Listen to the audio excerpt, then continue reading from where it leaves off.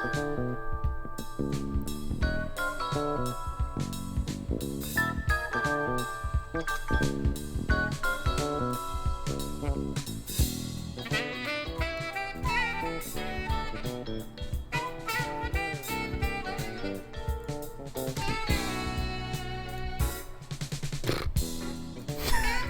everybody, we've got a horse today, and welcome to the new podcast gaming episode. My name is MrWoodenSheep, the fastest finger in the West. We've got Tommy with us, the Heartbreaker. We've got Simi with us, the Heart Shaker. And most importantly, Rage Wild, the Ever Constipated.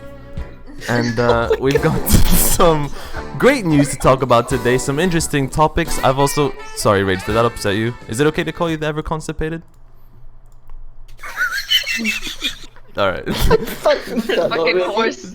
Can we just restart? I thought nobody heard that. The horse? No, too bad. Too late. We've got some great news to talk about, gaming related, not farts and horses. Related. I've also been playing a lot of really cool games. We're gonna get into that stuff at some point.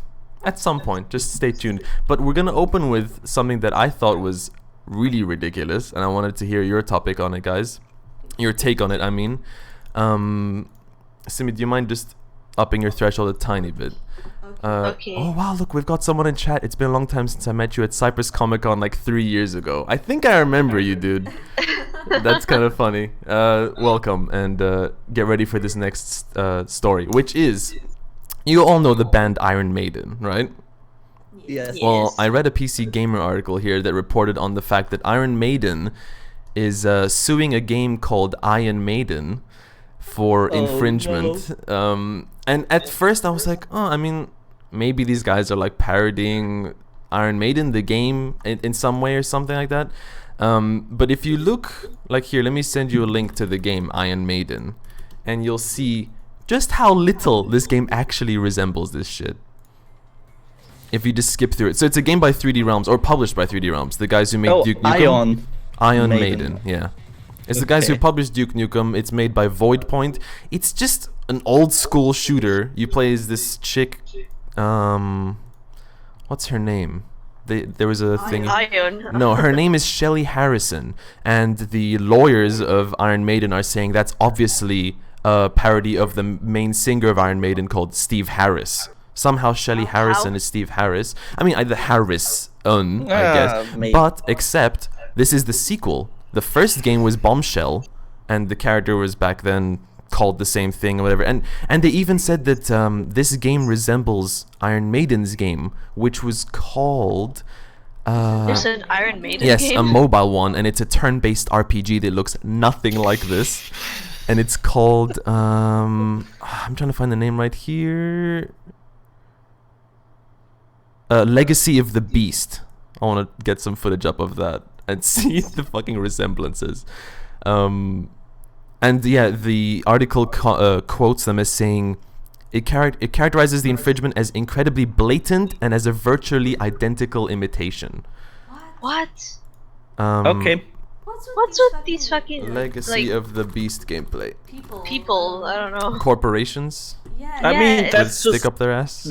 that's just lawyers being lawyers. Yeah, I don't They're know like, if hey, it's maybe the- we can rake in some money in Exactly. there. I don't know if it's the band Yeah. necessarily. Probably That's what I'm saying. not. What's with like the law people? Like, chill the fuck out. I remember everyone in the comments of the article that I was reading said they were surprised. Like, it doesn't fit the characteristic of the band members. I don't know them, so but it seems like they wouldn't But do yeah, something like this this. looks nothing like the other Nothing game. like it. Yeah. Like, this is some turn-based shit the other one is doing, you Is know? it copyright infringement? Yeah. It's not even Iron Maiden. It's like fucking. It just sounds similar. I mean, honestly, even if the devs were going for a parody name with Iron Maiden, it's like a tribute. It's as if. I feel like that's not even illegal. Like, you can do that. Yeah, I don't think they're gonna win this lawsuit at all. It's I like hope it's not even a fucking. It's not even a name that's like very special. It's just two words slapped together. Yeah, and you the could do that fucking- randomly. You get the same thing. Like, why don't the torturers from the fucking medieval times sue Iron Maiden because it's the name of the torture device? Yeah, Like, exactly. it's Yeah, just- it's even worse because it's a fucking real thing. Iron Maiden Yeah. is a real thing. Seriously. It's like I forgot about that. Yeah. it's like fucking suing someone for using the word, you know, like it's a real thing. Yeah. Brings me back to the good old Candy Crush saga nonsense, where they Fuck, what wanted to was copyright. It was the fucking King? King. They wanted to copyright the word candy. Oh yeah. It's just and they started suing like I don't know, like really it old was a games. really old like solo dev game. God, it was something Crush. It just had the word Crush in it. No, or no, Saga. It was Oh no, yeah, but Banner Saga. They were trying to sue Banner Oh Saga. yeah, Saga. They- It they- was the Yeah. word Saga. They not went Candy. after Banner Saga, but there was also another dev that made their game years before Candy Crush came out, and it had the word Crush in it, or Candy, something like that. No. They did copyright the word candy actually, but I think they tried to After, sue yeah. or something that had it wasn't the word candy in the title even. It was like used in the game, and it's like it's a fucking word, dude. Like what? Everyone should say sweets from now Look, on. here you go. Here's I found an article because we're talking out of our asses. I don't want to make mistakes. From 2014 on Metro.uk. Candy Crush Saga makers to sue the game they copied. Candy Swipe. It was the dev of Candy Swipe. Said that. Yeah, look at the screenshot comparisons. Let me put this up. Like, I mean, it's a bejeweled-ish game, basically. So wait, the fucking king, like the guys who make Candy Crush, were trying to sue the game that they copied. Yes. How fucking low can you get? I haven't played these two games. I don't know how similar they are, but it looks. I mean, I don't know, man. Like, yeah, go on. Looping back to the Iron Maiden case, this is a case on trademark infringement, it seems like, and the issue is you, like, by American law, you have to enforce it, or you'll lose the trademark. You have to enforce it, or you might lose your trademark. Yeah, but for something like this, might be the reason why they are doing this. For something like this, though, it's not Iron Maiden, it's Iron Maiden, and the game itself is different. To be sure, they have to pursue But it. are they even allowed to fucking own that name since it's a real thing? Of course, You can trademark something like that, yeah. But it's like, okay, so what if I make a band now and call it Flamingo? Yep. No, their case is like, how do you protect a trademark? Iron Maiden, the logo itself is like fully. Yeah, sure, the logo, trademarked. but the name, like. Yeah, but their case is it's not just sounding similar, but the logo looks also similar. That's why they made their case. Yeah, the font of the title. I bet the reasoning why they did it was just to be sure. Well, I no, don't that's know. like I don't know about it's that. when something is like into the mainstream so much that it like becomes part of the language, and Iron Maiden is like so far away from that. It's for things like Velcro is a good example. No, you have to enforce your trademark. Yeah, you do, but it's law only like for every trademark. Yeah, of course. Of course, has the issue that they might lose their trademark. But they might just lose it if it's like really close, and then there's things like no, they might lose it Velcro, because for they example. are not pursuing cases. That's it. Well, yeah, but this is not the case. If there's no cases, I think they'll There's- lose this. I don't think this is a valid case because it's not similar enough, and That's not even for the remotely judges to similar. decide. the game is so different. I don't know. I don't think they're gonna win it. It's I a little don't think bit. it's like out of malice or because they really feel threatened. I think it's really just a necessary exercise because of the nature of the trademark law. I don't think there's any ill intent behind this. Maybe. All right. Well, anyway, I think we can move on to the next topic. That be unless you wanted to add something, Simi? I got the impression. No. All right. So let's talk maybe about the new Call of Duty Modern Warfare trailer, if you guys want to. Wait, are you talking about that 8-10-year-old game? No, unfortunately, Tommy, I see how you were confused, Thomas, because they went very specific. Although this doesn't have a 4 in the title, because I think the original did, right? But as Rage joked, they should just call the next game Call of Duty, because like why further confuse people on what the franchise is called, right? But I just don't understand why devs continue to do this. Like, if it was Call of Duty, I would have been less angry. But this is Call of Duty Modern Warfare. Like, it's kind of specific, but not enough to make it its own game. People are gonna have to now search Call of Duty Modern Warfare 2019 or 2004, whatever the first one came out. Well, now the first one is called Call of Duty 4 Modern Warfare. That's what I'm saying. And this one's called Call of Duty 107. Modern Warfare, yeah. But I mean, what did you guys think? Because, like, I'll speak for myself. I've been in the minority where I've always kind of enjoyed Call of Duty for the campaign, weirdly enough. They're always kind of short and sweet, but they're like kind of generic and similar to each other, but I always bought them on sale years later and just played them in one afternoon, and it was just kind of like action-packed and fun. And the Modern Warfare series had a really great story, in my opinion. But this one kind of looks somehow more generic than that, even. Like, maybe it's just now it's gotten a little bit too old after all this time. What I read was they're planning on this, like, especially the Modern Warfare series was like very patriotic and very action-packed, like scripted sequences, everything explodes and shit. Mm-hmm. And with this one, they're like announced they will want to make more about the feelings. So less shoot and more feel. Oh, they said that with this one? Yes. Okay. Yes. And it is supposed like to be a reimagining of the of the original Modern Warfare. Oh, will it be telling the same tale at all, or no? I don't know. Okay. No idea. We will probably see more at the E3. Were any of you surprised that Captain Price showed up? As soon as I saw the forgot he title, exists. no. You forgot he He's exists, the- Tommy. Yeah, He's the only iconic character. Like, the way they reveal him, it's like you can imagine at an E3 crowd. I'm surprised they didn't hold this. This came out just like 2 weeks before E3. I'm surprised they didn't wait till E3 to show it, and then the whole audience is like, wow, because it's such a it's set up in that way to try and make everyone freak out. it's but because I the saw it coming a biggest mile issue- away.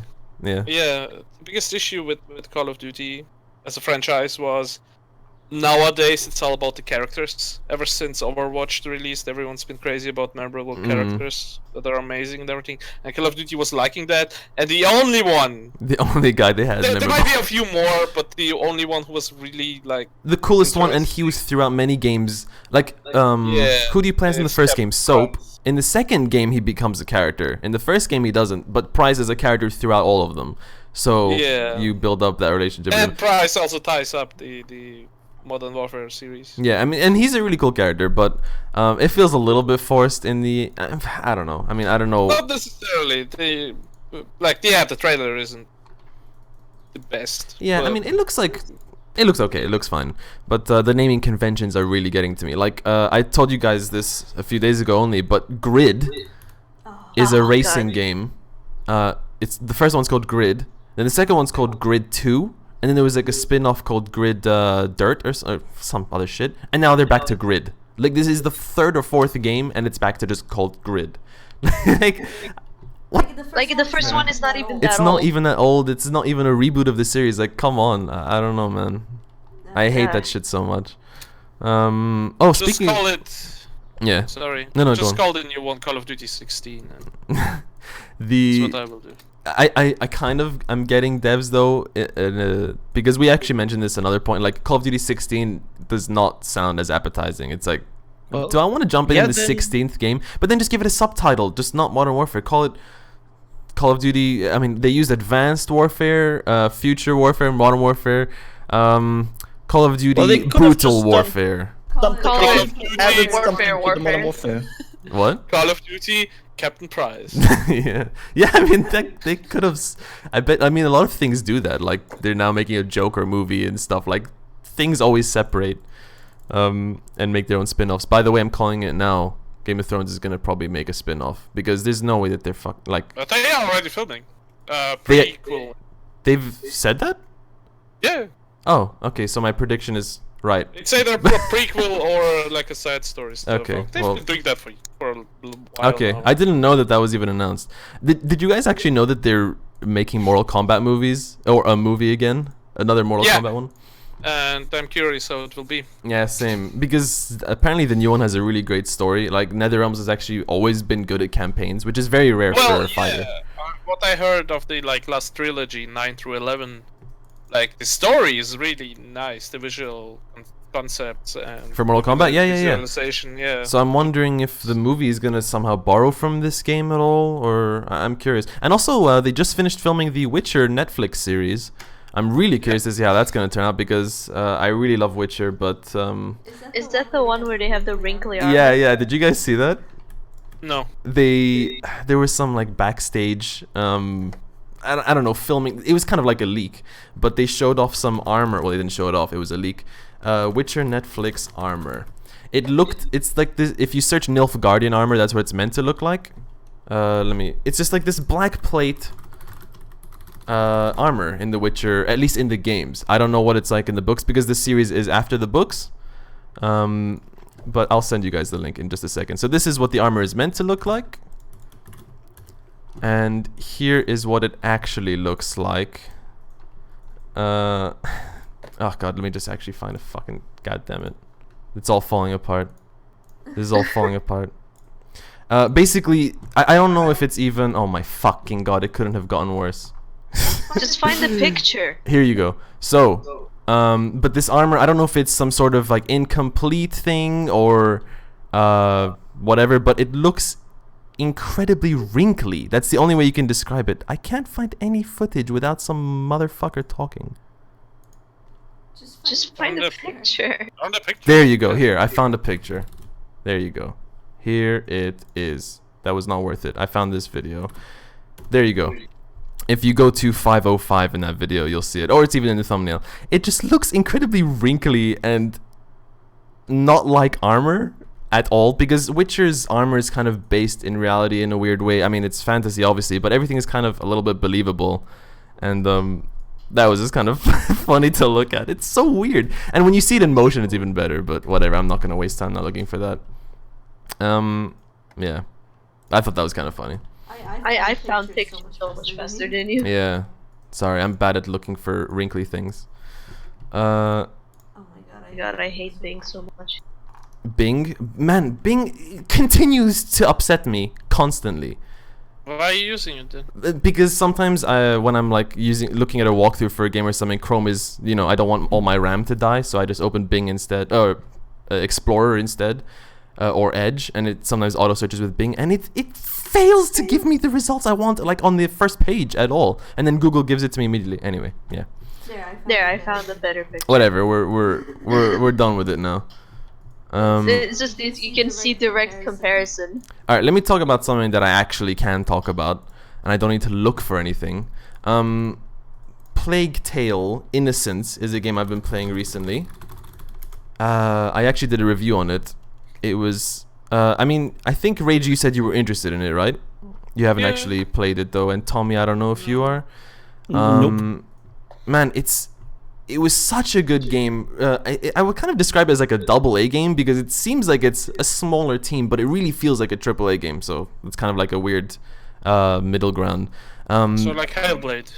Yeah, just like Hellblade.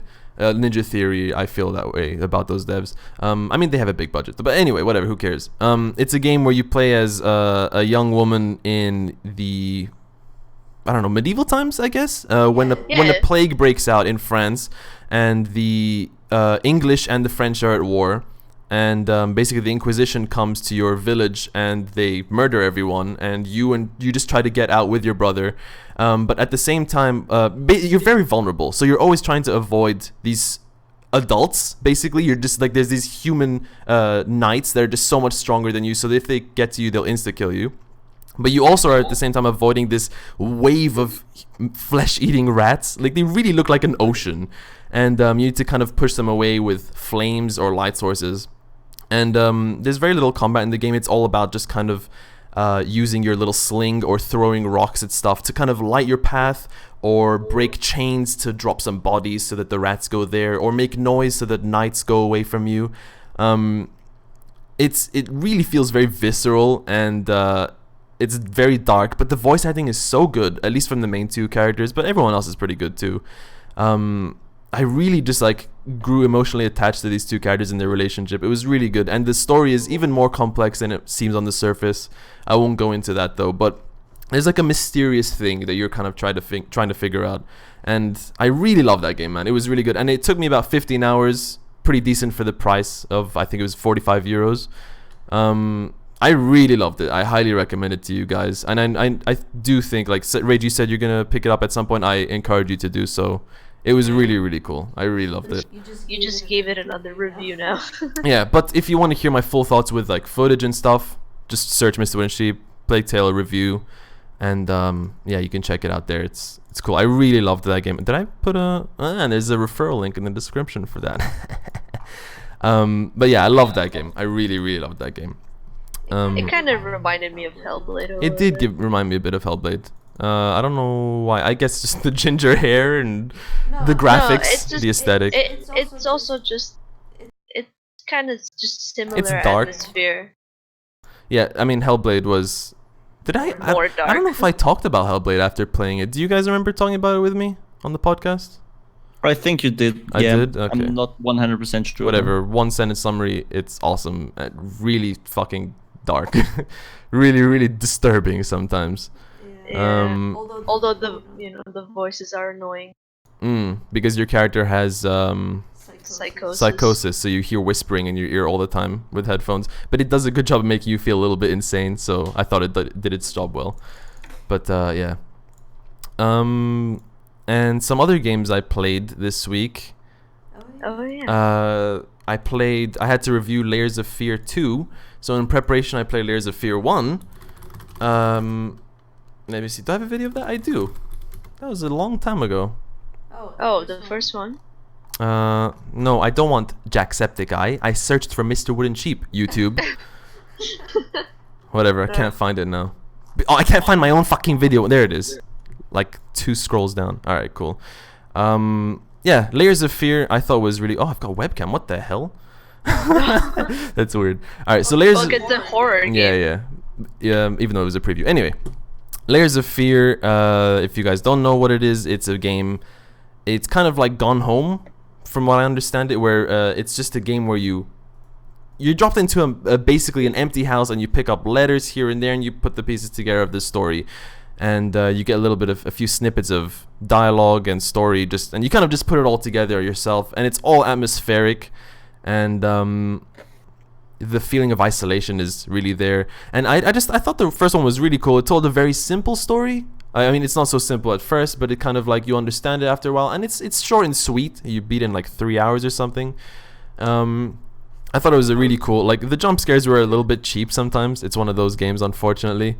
But it wasn't too bad, the jump scares, and I thought the story in the end was worth it. There's some really genuinely creepy stuff in there, and the way the paintings, because the game is all about an artist who's mad basically, and as you walk through your house, like paintings shift, and a lot of the horror is done through paintings, and they're just like kind of slightly changed, or just the lighting on them is different, and so it's really disturbing to just stare at some of these paintings. They're really well done. So that was cool. But then we also played the second game, me and Simi, recently, and I thought it was even better personally. I think Simi, you said they were kind of on par, right? Well, I think they're just different. Fair enough. Like even though it's the same thing, it's pretty different. It is. You're right. But overall, I enjoyed it more. Same thing. You kind of put the pieces together by whatever, going through different places, but the story is a lot more complex, and for me, it was just a lot more enjoyable. The jump scares didn't feel as cheap. They kind of had a purpose, and there was some really good voice acting and some really disturbing looking paintings again, and it was just awesome, man. The second one I really, really loved. I really loved it. It was genuinely spooky as fuck. Yeah, it was. There's one scene I showed in my review here. If anyone ever goes to it, Oh no, I hate it's at 107 in my Layers of Fear 2 review. I mean, I'm showing it here. It's just this fucking photo of a boy on this projector, but I think they like slightly modify it on these different frames. It's so disturbing. I can't tell you how it makes my skin crawl. I fucking hate it, dude. It's I so hate fucking it. creepy to look at. It's so creepy. And there's also one. It's a really good game. They really set the atmosphere well, and I really loved the second one. It was so fucking creepy, like that painting. Oh, the photo. Sorry, My God. That photo. The reason it's so fucking creepy is because it's a real photo, but that's like edited.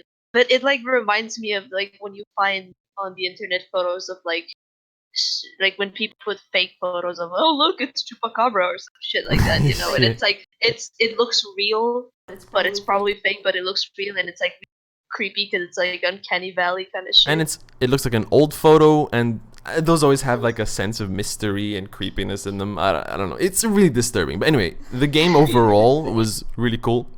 A lot more confusing than the first one, I'll say.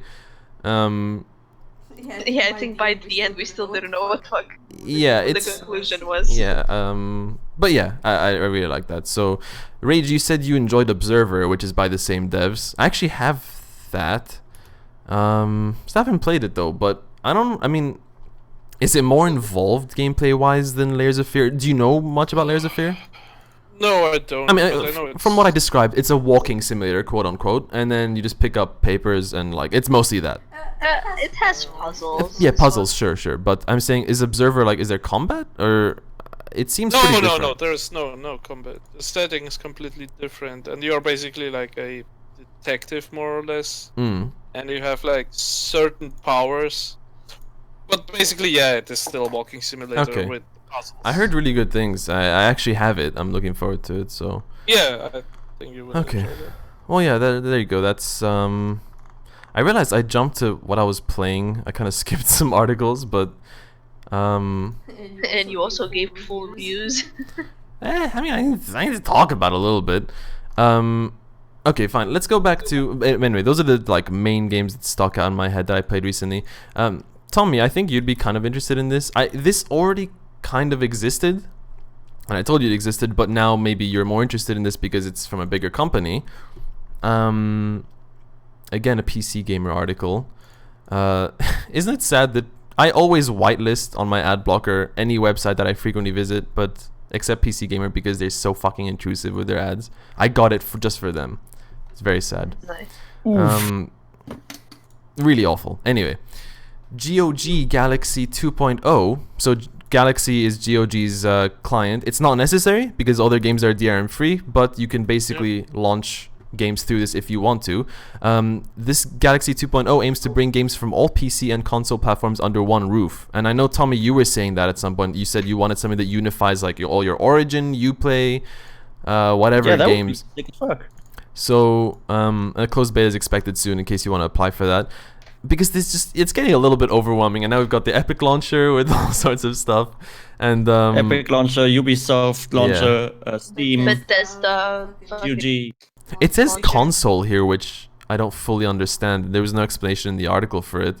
Yeah, and platforms, programs that like this have existed before in the past, but like I said, maybe just this interests you because it's GOG. You know, it's a big known name. You know, it'll have a certain quality of polish to it, and you can like import your achievements as well, which that's a kind of a cool thing, and import your friends. So it really is like everything is unified in one place. It's not just a launcher for the games, it's also the community side of it. But do you still need to have all the other programs installed? Well, Like yeah, Steam of and course, all that? because the executable probably from Origin requires Origin to. Yeah. It's just you don't need to open them all. You just like open this one, and there you go.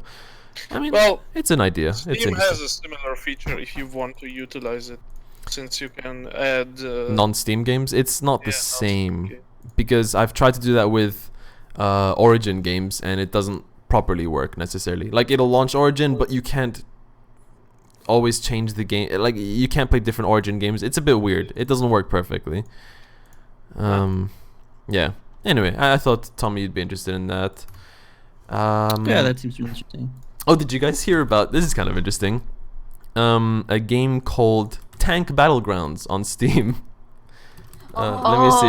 Is this still there? Oh my god. Yeah.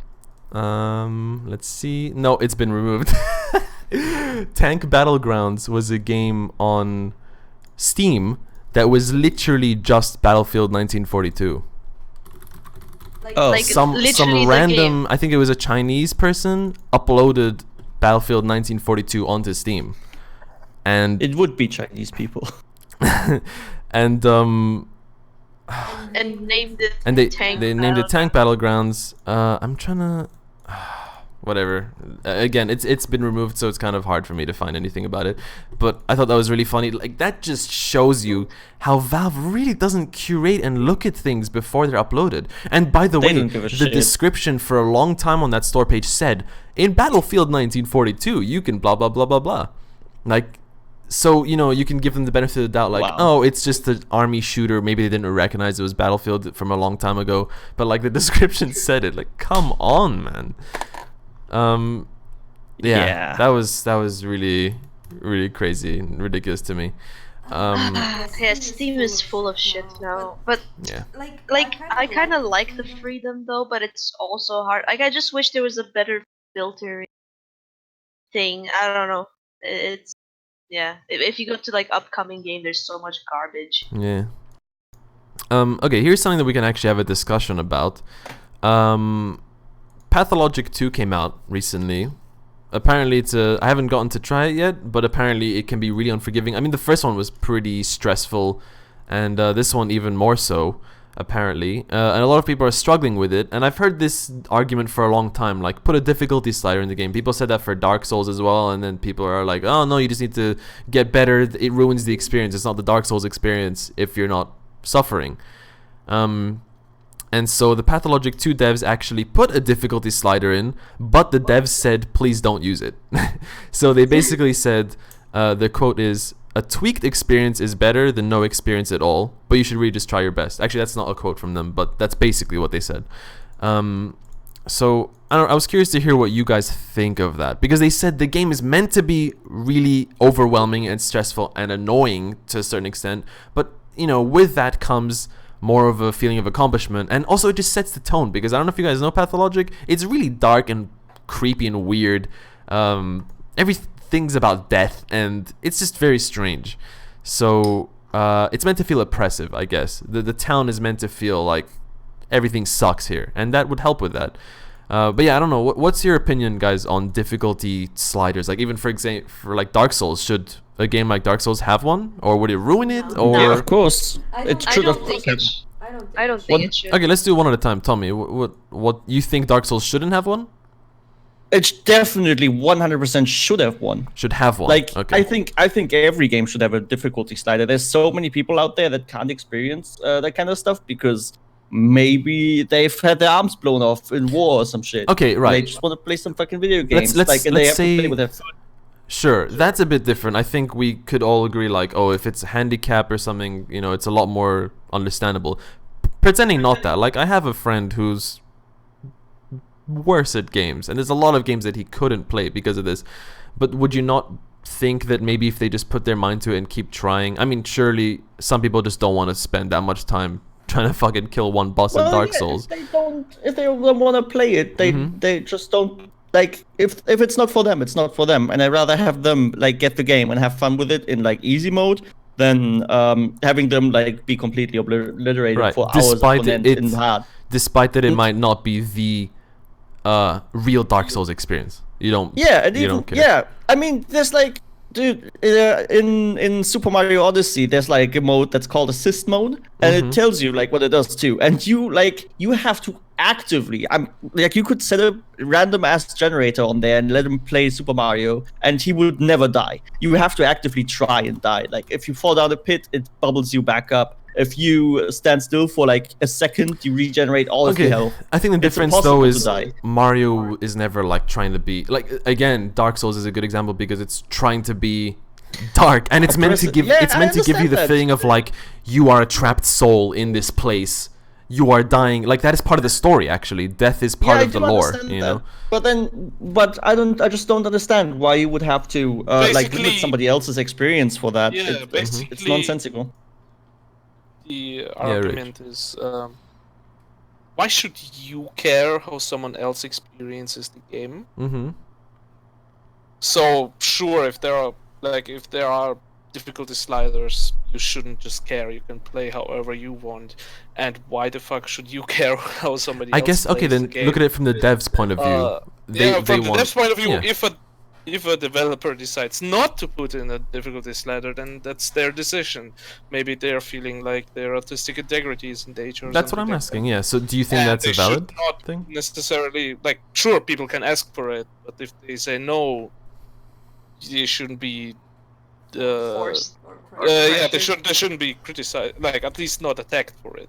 Okay. I mean, just put fucking cheats in. What the fuck? Like that's literally what cheats were. Yeah, that's how it used I to mean, be. the thing is, though, dude, you say that, like, I remember GTA San Andreas and Oblivion. Actually, Oblivion is the better example. When I first got Oblivion, my friend brought it to my house, like, it was his copy, and he's like, here, you can have it for a bit. And we played it together, and he just, it's in the tutorial part, the prison, you know, like, you talk to the Emperor and stuff. I don't know if, Tommy, you've played it. Yeah, you talk to the Emperor, I- whatever, you get out of the prison, whatever. But as soon as we sat down, he opened the console and he's like, dude, look, you can just type like unlock door and no clip and shit. And that's how I played Oblivion for my first time. Like, I just, if there was a door locked, I unlocked it and stuff like that, like cheats. And I was a kid, so obviously I wouldn't do that now. It's a little bit stupid. But the point, it's like an exaggerated version of that, where it's like you can kind of ruin the experience for yourself. Because then I played it again years later properly, and I was like, it's just so much more gratifying. Like, it's annoying. This door is fucking locked, but I need to try and look for the key, pickpocket someone, whatever the hell. And San Andreas was the same. I remember I was like giving myself infinite money and stuff. And yeah, I don't know. It's a bit exaggerated, but Well, the I point understand is, that, but then yeah. it's like your choice. Like it's your choice to play like that. Nobody's forcing you. If the game's like, hey, here's the standard difficulty, and if you want to play on like a lower difficulty, here you can. And then sometimes I don't remember which game it was, but I played one recently where it was like, oh, you died like a couple times in a row. Do you want to play on easy? And like, no, fuck you. But Can I say- I appreciate that it is. Yeah, sure, Simi. I think that first of all depends on the kind of difficulty we're talking about, because like for example in games where it's like Half-Life, you know, Yeah. and the difficulty is the enemies have less health or something, then that's fine because it's not a real difficulty. It's just like they have more health, you know. Yeah. But in games like Amnesia and shit like that, where it's like it's a fucking stressful ass game, like that's what it's meant to be. You're meant to be like, oh fuck, oh I'm screwed. What does the difficulty but change in what is the- Amnesia? You like lose your sanity faster and stuff, or is it less No, lighting there's- things, less tinderboxes? There's no. I don't think there's any difficulty. Oh, Slide okay, it. well- That's what I'm saying. There shouldn't be one Right. in a game like that. Yeah, but because- why don't you just Well, yeah, from say- your point of view, there shouldn't be one. But why would Because- care how someone yeah, else but- experiences the yeah, game? but that's kind of like I'm saying from the point of view, like if I made a game like Amnesia or Soma or fucking whatever, you know, I wouldn't like. I heard for Soma they put a mode where it's Yeah. like, oh, the monsters don't attack you, Yeah. and it's like, what's the point, you know? I think The whole- the argument for Soma though is, and even Half-Life, the main attraction is the story. So okay, Half-Life was a different one. It's similar to I think the first one was like Mass Effect series. I think Yeah. from the second one onwards, there's like a pure story mode where you don't even have to I don't- participate in fights. I don't remember Mass Effect doing that, but I don't The know. third one definitely did that. Like you just don't fight. I mean, I don't know. What's the point though? Like, that's I a don't whole. know. To me, again, depending on what kind of game it is and what kind of difficulty we're talking about, taking away the difficulty, it's kind of like censoring it. It's kind of like when fucking games. But you have a it's like- choice. It's not mandatory. Yeah, you can. At if you- every point, Okay, it's okay. not mandatory. Regardless of, I think what Simi's trying to say is, forgetting choice and whatever. She's just saying that if someone does choose to do that, they don't properly get the experience Yeah, of the like, thing. I'm not saying there shouldn't be a choice. I'm just saying it's a bad choice. Yeah, she's just saying like if you. Well, that's for the player to make, I and know, it's But for the here- developer to make I'm to just saying- implement it or not. But I'm saying because because I think it ruins the game. As a dev, I wouldn't want to give that option. That's why Be- some devs don't, and some Yeah. devs. Yeah, well, that's what we're Exactly. discussing. Okay, If a dev should do Yeah. that or not. Yeah, like But it's up to every dev individually. like if I made a game like that, like Dark Souls or whatever, where it's like you're supposed to be stressed, whatever, I would leave it like that. Tell me, I you would've- wanted to say something. Ooh, I really need to. I also Ah, need to, but I'll wait for you. Who? Okay, so I think when there's like a lot of games that do this kind of thing where it's like at the start of the game it asks you, hey, this is how the game is meant to play. Here's literal baby mode. If you want to play literal, like you can do that as a dev. You can just say this is literal baby mode. This is not And how you can we even intend- say, you can say we don't recommend you do this. We don't, yeah, exactly. We don't recommend you play on this, but if the game is way too hard for you and gets stuck everywhere, then sure, play this. I have no fucking problem with that. And then the current solution for those kind of people is to ruin the experience for them even more, because people that can't beat games and certain difficulties just go and watch a YouTube video about it. And like I think that's even worse than playing it on easy. But that's just my So opinion. you would argue against, like, if the developer says I don't want to put in a difficulty slider, you wouldn't. I would say definitely put a difficulty slider in, 100%. What if they don't want to? Well, then If they're they are idiots. really feeling like that their experience will be Then they distorted. sell less games because they're fucking. He's just saying that they or, should. like, the people He's saying who- it's the smarter thing to do would be to put one in and to include Yes, more people. 100%. Be the smarter thing. 100%, yeah, because the people that can't finish it just watch it on YouTube, and I mean- the Yeah, but publisher doesn't then make a you sale. don't care because you already sold the game. Well, then you refund it. There's refunds. Or refunds, I guess. Not that easy, but yeah, like that's also there was argument about that for Sekiro actually, and Yeah. Also, some you can software sell decided DLC. to actively not to put in a difficulty changer, and that's it. Even if they would sell less copies, which they obviously didn't. I think Uh, if you don't mind me pitching in now, I mean, I think probably the best option you can choose. You need to really think of your difficulties. Like for example, Pathologic, like they said, they're like, look, we put it in because we want as many people to experience the game. Please don't use it. Try your best. Because but at that point, it's like artistic vision clashing with economical views. 'Cause Yeah. they have to sell more. exactly. They're saying we really that's not the way, because actually I had very recent experience with Resident Evil. Resident Evil, there were two games that I struggled with. They were exactly like this, such few resources. It was so like, oh my god, I'm so stressed about shooting one bullet at a zombie. I just want to like save all my ammo, but then you have to cram through tight alleyways and whatever. And it was really like, I was so stressed about it the whole time. The whole time I was thinking like, man, I wish I picked easy difficulty or whatever so I could have a bit more ammo or whatever. I was thinking that the whole time, or until a certain point. But then I just kind of started getting used to the game. I got better at it, at managing my resources and whatever, and then eventually it started becoming like gratifying. And then eventually I started stacking up on my ammo again a little bit and being stable with my resources. Would you have made the choice at that point if the game asked you, hey, you're having issues? I think I wanna would turn the have. I difficulty- think I would have turned it down if it asked me. If I had the option, I would have been like, oh my, it's so stressful. But after I got a bit better at it, I started not being so bothered by it. I actually had like a stockpile of ammo that I only used when I needed. You know, otherwise I would just knife them or I would just avoid them. And I think that's kind of what the Pathologic devs are hoping for. It's like, look, we realize that you're going into this. You're like, I can't manage this, but just keep trying, just persevere, and you might, because I think just a lot of people give up easily, and that's the whole point of Pathologic and Resident Evil. You are alone. Like, I mean, even horror games nowadays have really kind of watered down this experience and this feeling. I mean, Resident Evil was the game that coined survival horror, because you feel so helpless and vulnerable. You're just in this room. It's just a couple of zombies in the entire mansion, but in the first Resident Evil 1, but you feel so vulnerable still. I really loved that first game. And yeah, and I think that's what Pathologic is trying to do. You're meant to feel just bogged down and this fucking sucks, but that's the experience. And when you beat it, you're gonna be like, oh, that place sucked, but it felt good. You know what I mean? And I mean, but I still think though that you probably should include an option. And I think probably as a dev, when I start developing, I'm gonna probably say like at the beginning, look, this is what each difficulty changes. I really recommend you try this. even if it's hard, whatever. I mean, if it's like a horror game, obviously. If it's a shooter, it doesn't matter that much. But if it's a horror game, cool, please try this. And you can change it any time. If you, at some point, are really struggling and you can't get through, then fine, turn it down. Just so you can play the game and beat it. I think that's probably the best thing, but yeah. Yeah, that's what I'm saying too. So to summarize, just make it clear. At least my view. Yeah.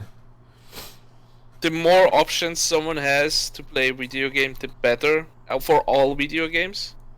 But a developer should never feel obliged to put in the sliders. If they don't want to because they feel like they really want you to experience this specific type like of gameplay or something the way they envision it, they shouldn't have to put in a difficulty slider.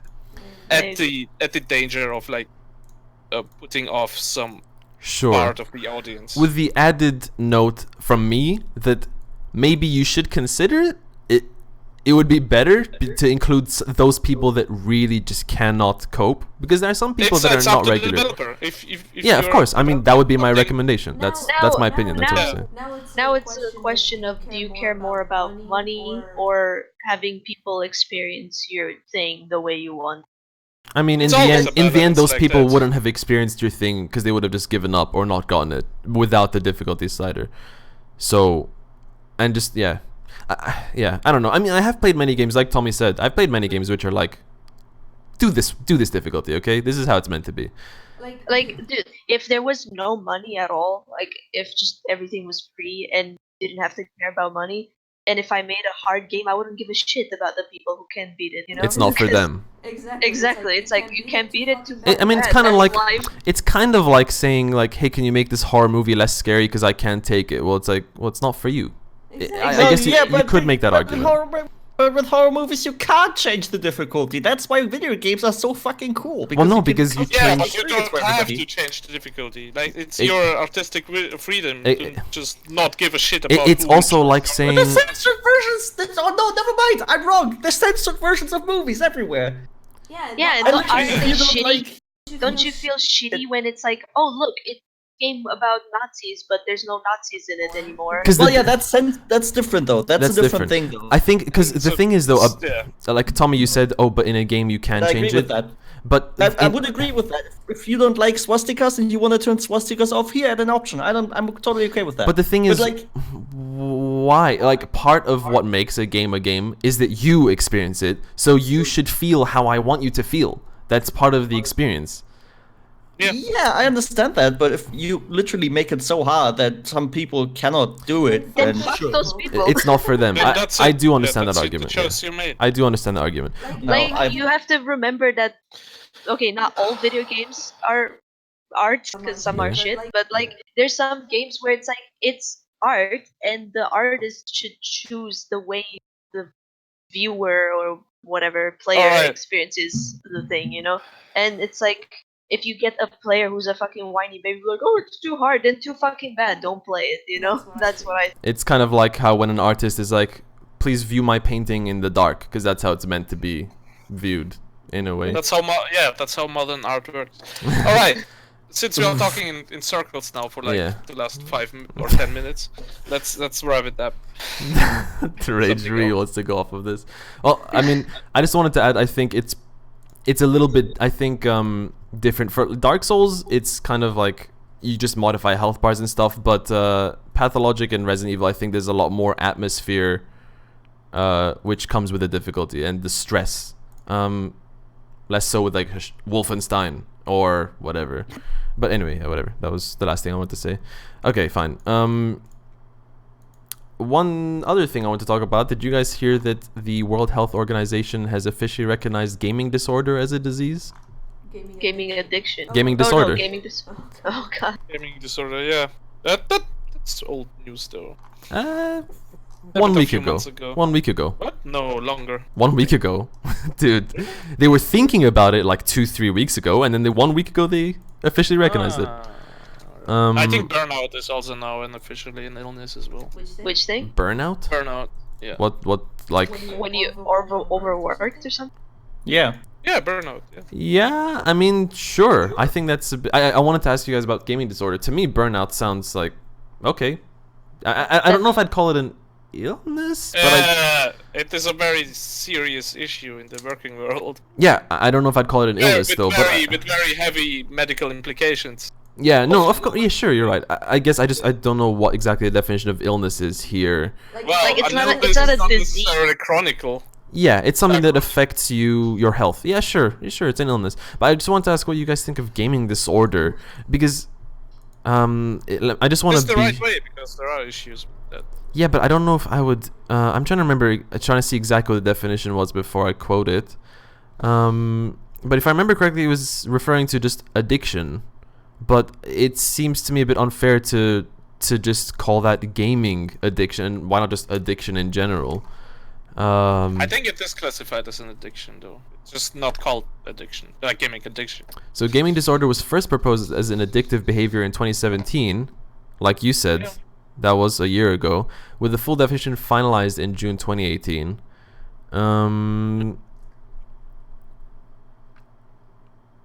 Fuck, where is this quote? Oh my god. Let me just look up definition of gaming disorder, because my argument was, yeah, I don't know, someone can be addicted to Anything. TV even. Why do we need to classify it as a gaming disorder as opposed to just an addiction in general? I don't know. Do you guys have any opinions on that? Well, maybe Well, because it might be there's so just many unfortunate. people now who fucking sit and play games all day. But the people who decided to talk about this don't recognize that there's also people who sit and watch TV all day. Oh, that's why it's called disorder. Um, It's called gaming disorder because it is listed after gambling disorder, which is also not called yeah, impaired control over gaming, increasing priority given to gaming over other activities. Yeah, that sounds Yeah. a bit weird to me. That's a bit weird. Gaming disorder is listed after gambling disorder in like the listing, and Mhm. uses that disorder's language almost word for word, replacing gambling with gaming. Gambling disorder was formerly pathological gambling. Yeah, okay. Yeah, I don't know. Do you guys not agree? That's a bit weird. I don't know. Yeah, it's just there's no point in having its own subcategory. Exactly, Like yeah. an addiction is an addiction. No, if because it's not- all, if it's- all I mean- addictions have their own category. Yeah, I mean, if it's not like a substance, it's just an activity. I mean, gambling. There's a bit of a difference. It's like because you want to Because keep you're losing you want to keep money. winning or whatever. Gaming could be, I guess, the same thing. Maybe for competitive gamers, it's like I want more of that adrenaline rush. But I don't know, like shit. I don't know. Everything can No, be it addictive. deserves. Like, I think it is necessary that it has an like its own listing because it like the problem is there, but it is neglected all over the world. Like people are not realizing, especially with the new wave of 13-year-olds now all playing fucking Fortnite all day long, and really getting issues with that, and people are not recognizing it. Tommy, at do you have least. an opinion on it or nah? Not really, no. No? I mean, it's just it's listed now. Whatever. I mean, sure. I don't Yeah. think- I'm not saying there's like we need to have a strike. This is offending me as a gamer or whatever. I'm just saying. No, it's a good thing. Yeah. Because now people can like some people who are struggling in life now can tell why exactly, and then No, people I will don't know. think that changes anything. It's like if you struggle in life, you usually I mean, No, people know why. I've heard a lot from people like, oh, this person's addicted to gaming. They need to game less. Like that was already a recognized thing, and They need and to or game this Yeah, but person they this never person were like- sleeps Yeah, too but much. The I don't know. solution was like stop, and that's it. Yeah. Yeah, No, but- Now being recognized as a gaming disorder, you can tell people to go to see a fucking doctor or a psychiatrist Right. and get right. real help. could that will before really too. help you. I'm You sure could he just could say have it's an before. addiction. I mean, Yeah. you cannot battle a disorder or an addiction just by your. I'm sure if you Oh, went to a I know, man. psychologist, you could have been like, I'm playing too many games. Help me. They would help. They would still work with you through Nah, that. probably Yeah. not. They would have been like, lol, fuck off. And Eh, now, no. like the listing now shines a light on this problem that has been neglected or like not recognized by many people All right. Whatever. who That's have fine. nothing to do with games, who cannot like comprehend why someone would be addicted to a video game. Yeah. I mean, whatever. That's, I that's think why I think the people can solution be. before. Yeah. Sorry. Go on. Yeah, that's why the solution before was if you say I'm playing too much, help me, like I cannot stop. They will tell you just play less. Yeah, I don't know. It's just like people cannot comprehend gambling addiction. I could not comprehend gambling addiction. I cannot tell you why someone cannot stop spending their money on losing their money on like slot machines and such. I mean, in the same way, people It can is- be addicted to like, to Psychic shopping. disorders are heavy to like difficult to comprehend by I know. someone who is not experiencing them. My argument is And- just that people can be addicted to sex or shopping or fucking yeah, anything. and they're all listed in the fucking. Are they? But they're Separate? not. Yeah. They're There's not. a shopping That's my addiction point. listed. Yeah, that they're not. It should just be addiction, and leave it at that. Is there shouldn't be gaming disorder is its own thing. Anyway, whatever. I think we've gone in circles. It's fine. That's my opinion. It's a bit weird. Not the opinion, the thing. Anyway. All right. So the final news I have is kind of a cool one. This basically, man, I really hope I said this on the podcast at some point. I don't know if I did. You guys tell me if you remember me saying this. I said at some point, I think Xbox is gonna, or Microsoft is gonna kind of give up on the next generation a little bit and just double down on their software and their service on other consoles, as in selling their Xbox games on the Nintendo Switch, PlayStation, PC, whatever. I don't know if I said that on the podcast, but that's what I said. And it's kind of coming to light now because Microsoft officially announced that their Xbox Game Pass will be coming to PC now. So you can pay a monthly subscription and get like 100 games. Just like Origin, including newly released Microsoft games like the new Gears of War or Halo or whatever.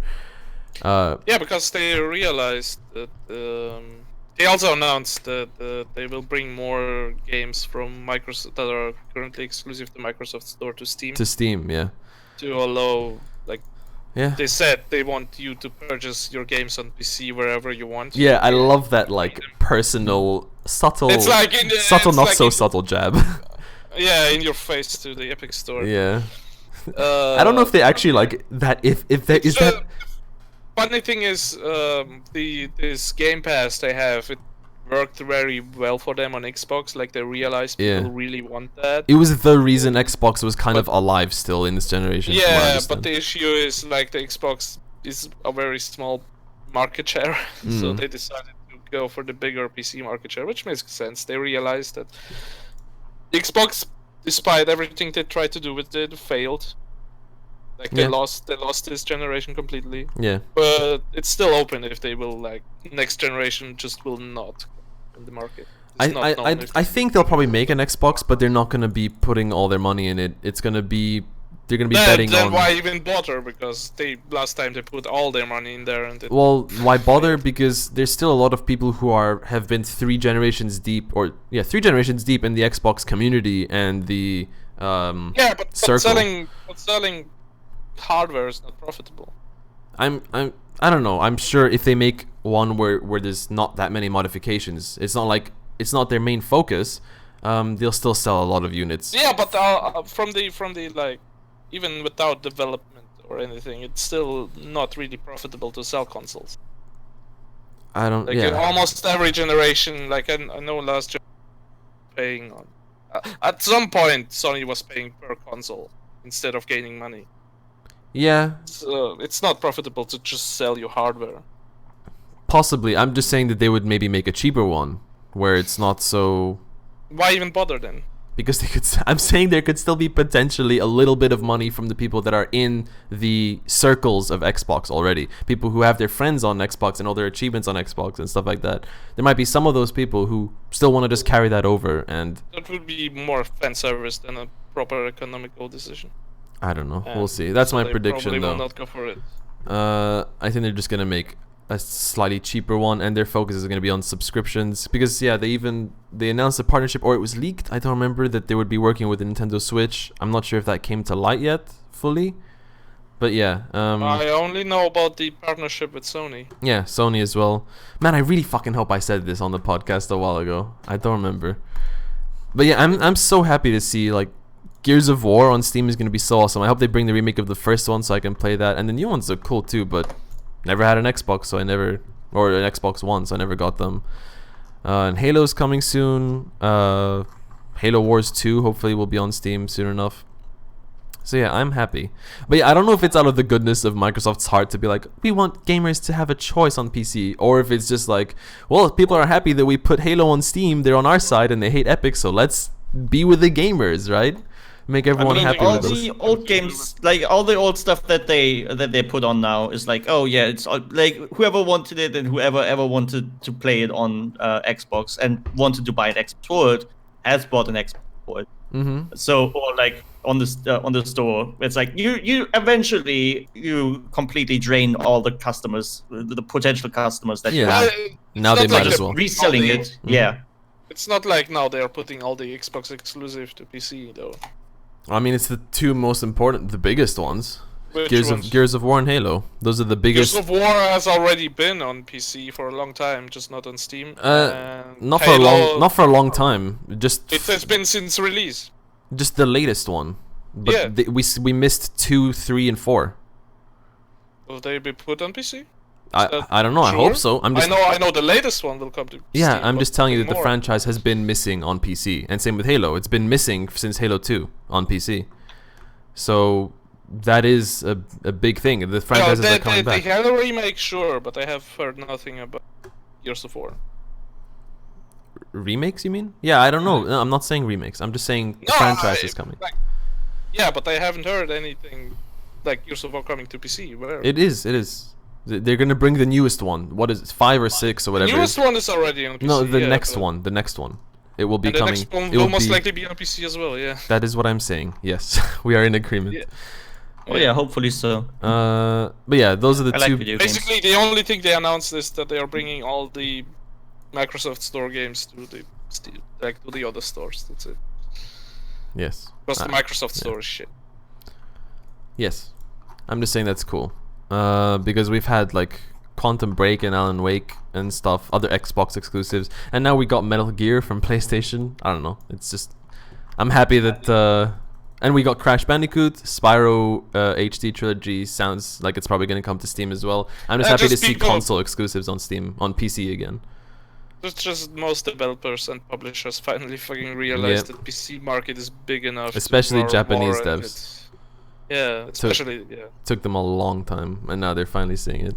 Do you think And now- Nintendo's ever gonna be on PC? I don't No. know. Now I Because- would say no, but who fucking knows? Because Nintendo,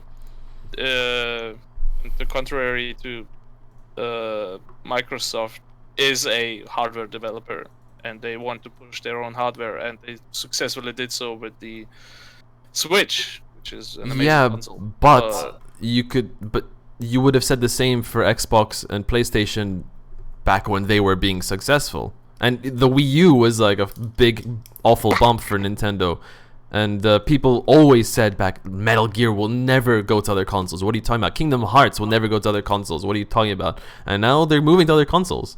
So you never know if we might see Mario Yeah, on Steam one day. Nintendo is at least for the next 10 years. Nintendo is a very tough. For a long time at least, I would agree with that. Not anytime soon. And who knows, Blizzard maybe. Well, we never know.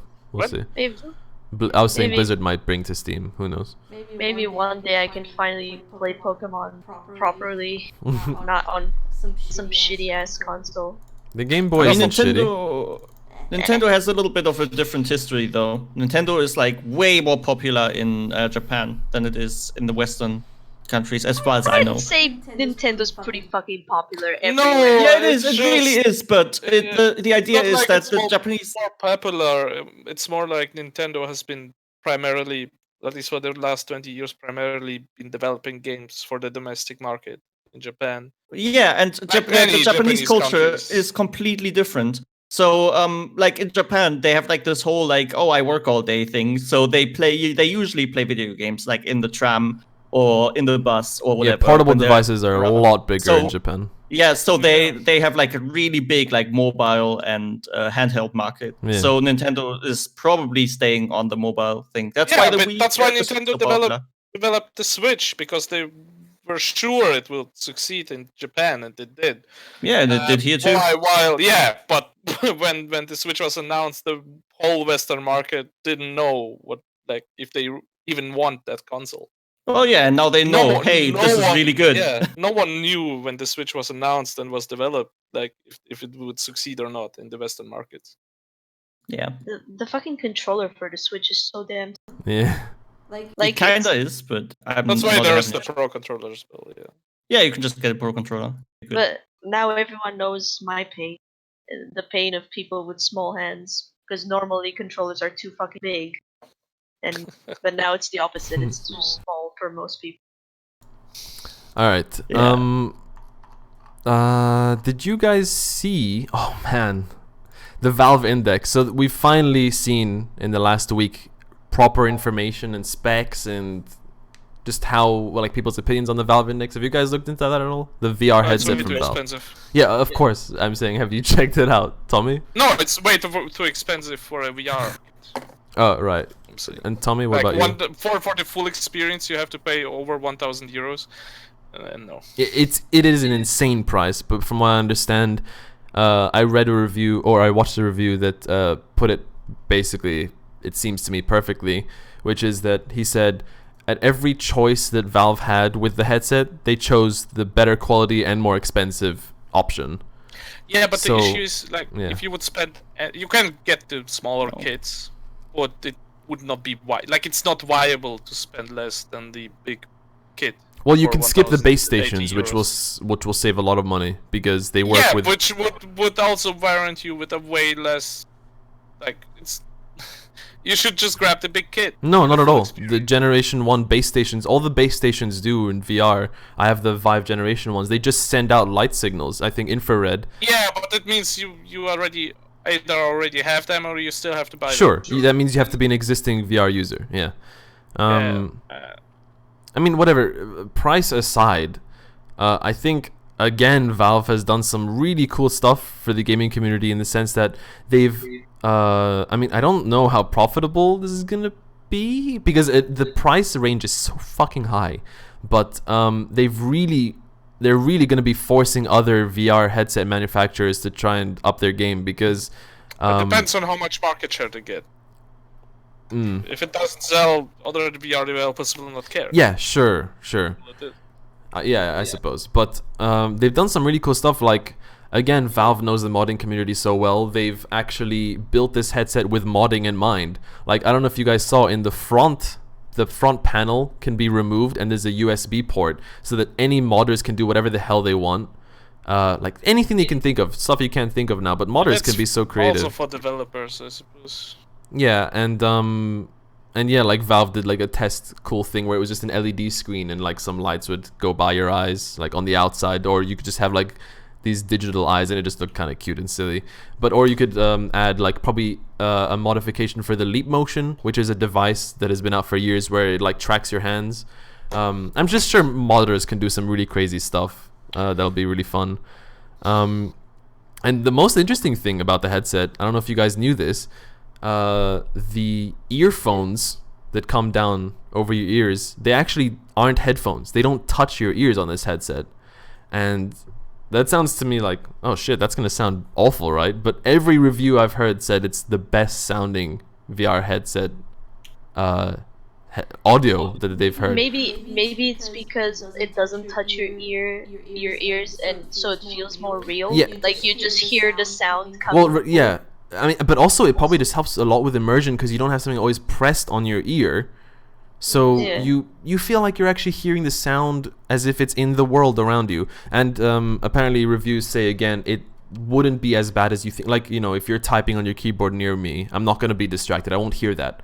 Apparently it's very loud. It somehow does drown out sound, but not that much that if someone wants to talk to you, you'll hear them. But yeah, apparently the audio is really good. The controllers look amazing. Man, I want it so bad, but it's so expensive. And I already have a VR headset right now. But everything now that I read about this one, it really is like Gen 2 or 3. You can really tell. Like ours does seem outdated now. Sorry, it's not wireless, right? No, not wireless. It's wired. Yeah. Well, yeah. I if guess I had we the wanted to money put when it releases in September, it. I would wait a year and then buy one. Yeah, that's probably the smartest thing to do. Yeah, but I don't know. It looks really cool, man. Like, I'm so excited for VR. But seriously, this next step really does make mine feel like, fuck, this is outdated now. Like, this is. But when it came out, it was so cool, and it still is. Until I try this index out, then it's gonna feel really shitty probably to go back. Well, yeah, everybody who's bought a Vive or an Oculus was essentially a beta tester. Yeah. The first generation's always like that was known from the start. Mm-hmm. It's like, yeah, this is testing. It's still really bad. Like, if you've ever had a headset, you know what I mean when I say it's really like pixelated. You can see the roster inside the headset. Mm-hmm. I wouldn't say it's really bad no, though. No, I think pretty it's good. pretty bad. Only if you're looking for it. But after you're playing for about 1 minute, you lose that. It's gone. I mean, it happens a bunch. Then I feel Not for like me. text was always super blurry, and the FO, like what really struck my nerve a lot always is the FOV. It's like you have tunnel vision all the time. It's like you want to see something behind you. Oh shit, you gotta, or like even on your side, you want to see something like 90 degrees off the side. Fuck, you gotta turn your head. There's no way you see it. Yeah, I mean, sure. It also depends on the game. I think some games look better. And also, you need to get the IPD right. Like, worse. if you don't wear glasses, which you don't, Tommy, you can put the screens right up to your eyes, and you have a huge FOV.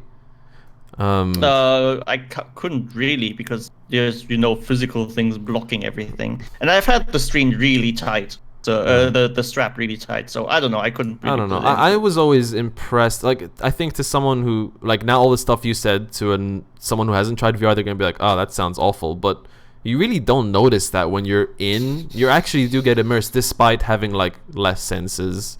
You Yeah, know, you don't- definitely. you know. But it really took me out of the immersion a lot of times. I have to say. really- not for me, but okay. I really should try out VR at some point. I mean, if you Yeah, come that- over, just get a ticket to Cyprus. Or if I buy the Valve Index, I'll give you the Vive. Alright. Yeah. But yeah.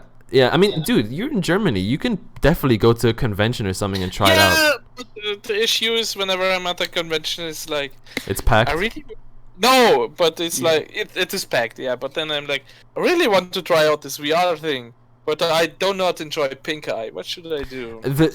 You should they just clean it. look at them and see if they're cleaning it. Yeah, if they're cleaning it, it's Yeah. fine. They're always st- cleaning still, it, and I've like tried the- it like 4 or 5 times. Never got pink eye But ever. also, you Alright. don't fucking touch the lens with your eyeballs Yeah. anyway. Bacteria also fly through the air though. Do you wear glasses, Rich? No. Like never, not for anything. Not for short What? sight, long sight. I mean, not. No, nothing. no. Okay, yeah. So you're fine. Yeah, I mean, dude, just give it a go. I mean, maybe you can go to like a local. Sometimes local shops do demos even. Oh, they did, but there were all those kids around that Yeah. didn't Ah. so I was like, I really don't enjoy pink eye. I mean, dude, the Vive is probably gonna be really cheap now. Vive 1, which is what I have. I mean, unless you want like the absolute best, but I would need to upgrade my hardware. 1060, you're totally fine. Unless you CPU. Yeah, but my Yeah. motherboard is slowly Right, right. disintegrating. One of my BIOS chips is dead now. Right. But Yeah. yeah, I don't know if you guys have seen the new VR the Valve Index controllers or even the Vive Knuckles. It really is the next step in VR. Like you just have your controller on your hand. You can open your hand completely and it doesn't fly. Like I saw someone like trying to throw it off. It's really gripped. It's like Whenever yeah. no, sorry. Whenever I hear about like the VR controllers and such with knuckles and everything, I always think of the Nintendo Power Glove. Aw. No. Have you heard about the VR experience Nintendo is? Yeah, it was with it- Labo no. or something, right? Yeah, but the Labo. Yeah, that cardboard thing that they do. You'd like just build some sort of like they give you lenses and stuff, and then a cardboard Yeah. thing. You make it up, and then you connect the Switch into it. So you're like looking at Yeah. the lens, the screen here through a lens, and it makes a VR effect. But I mean, Yeah, you can't even like. There's not even a strap. or yeah, there's not anything, even a strap. hold You have to hold it. Oh god. It's It not out reminds me yet of- though, right? It No, reminds it's me of out. It's that- out. It reminds me of that old. Well, I don't remember what company it was, but that fucking shitty red Yeah, the Virtual Boy, It was Virtual Boy. Nintendo, yeah. Virtual Boy. Yeah. Nintendo was the like pinnacle of VR back then with the Power Glove. Fucking Virtual Fuck, Boy. that was bad, dude. Oh, the Power Glove was amazing. Never tried it. Yeah, me neither. Looked cool. It, Power Glove. Just seeing it is enough. curious how much it costs now. Power glove. I wonder if I can use it to run VR games now. I feel like it's a collector. No, item no, now. it isn't that expensive. Are you kind of thinking of getting one? No, I'm just curious how much it costs. I love how many times with devices and such, like the that's- older they are and the more shitty they are, The more expensive. they are somehow. Yeah. Yeah, no, Like it's- if you wanna buy like a fucking camera from the 30s, it's gonna cost you a fucking fortune, even though it's so much worse than anything that exists today. Like your phone is better than those Yeah. cameras. Power glove with well, it's more for collectors anyway. That's why this stuff is expensive. Yeah, but Yeah, the power glove with packaging and everything is like $130. Mm. too expensive. All right. Anyway, I'm excited for VR's future. That's all I wanted to say. I think I had one more story or not. I don't think I did, and if I do, whatever, we'll throw it in later. Okay, I wanted to talk a little bit about move back to the games I've been playing, and then you guys can talk about yours, if that's all right. Am I allowed? No. Shit, too bad for me. All right, I'll we'll end do it the anyways. podcast right here. All right. So, Train Valley 2 is a game I played a few weeks ago. Here's a link if you guys want to. Train Valley 1 has been out for a long time, and this one was in early access for like a year or so, I think. Let's just zoom this in a little bit, shall we? It's a game where you basically have to run a train system, transporting many different resources, whatever, to different depots. But it's kind of like it's a puzzle game basically, and you try to do every single level with the highest score that you possibly can.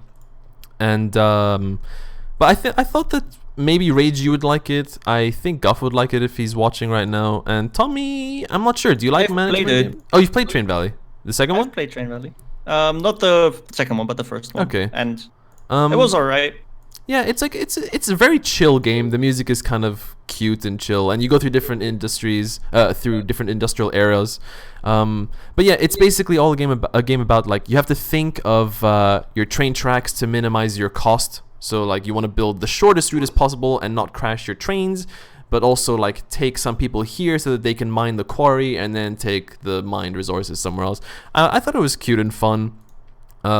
Definitely a good game for a certain type of person, but I didn't complete it. I probably won't. But yeah, I thought that was cool if anyone's interested in that. For nerds. For nerds, exactly. Yeah. Another game I've been playing, it's quite an old game now. I played it back. I did a review or a preview back when it came out in, I think it was like 2016 now. Let me see. Yep, November 2016. Planet Coaster. Let's see. It's still on early access, so it isn't that old. Is it in early access? No, it's not. No, it's not. It's not. A game about building a planet. Not a planet. Building an amusement The park whole with planet.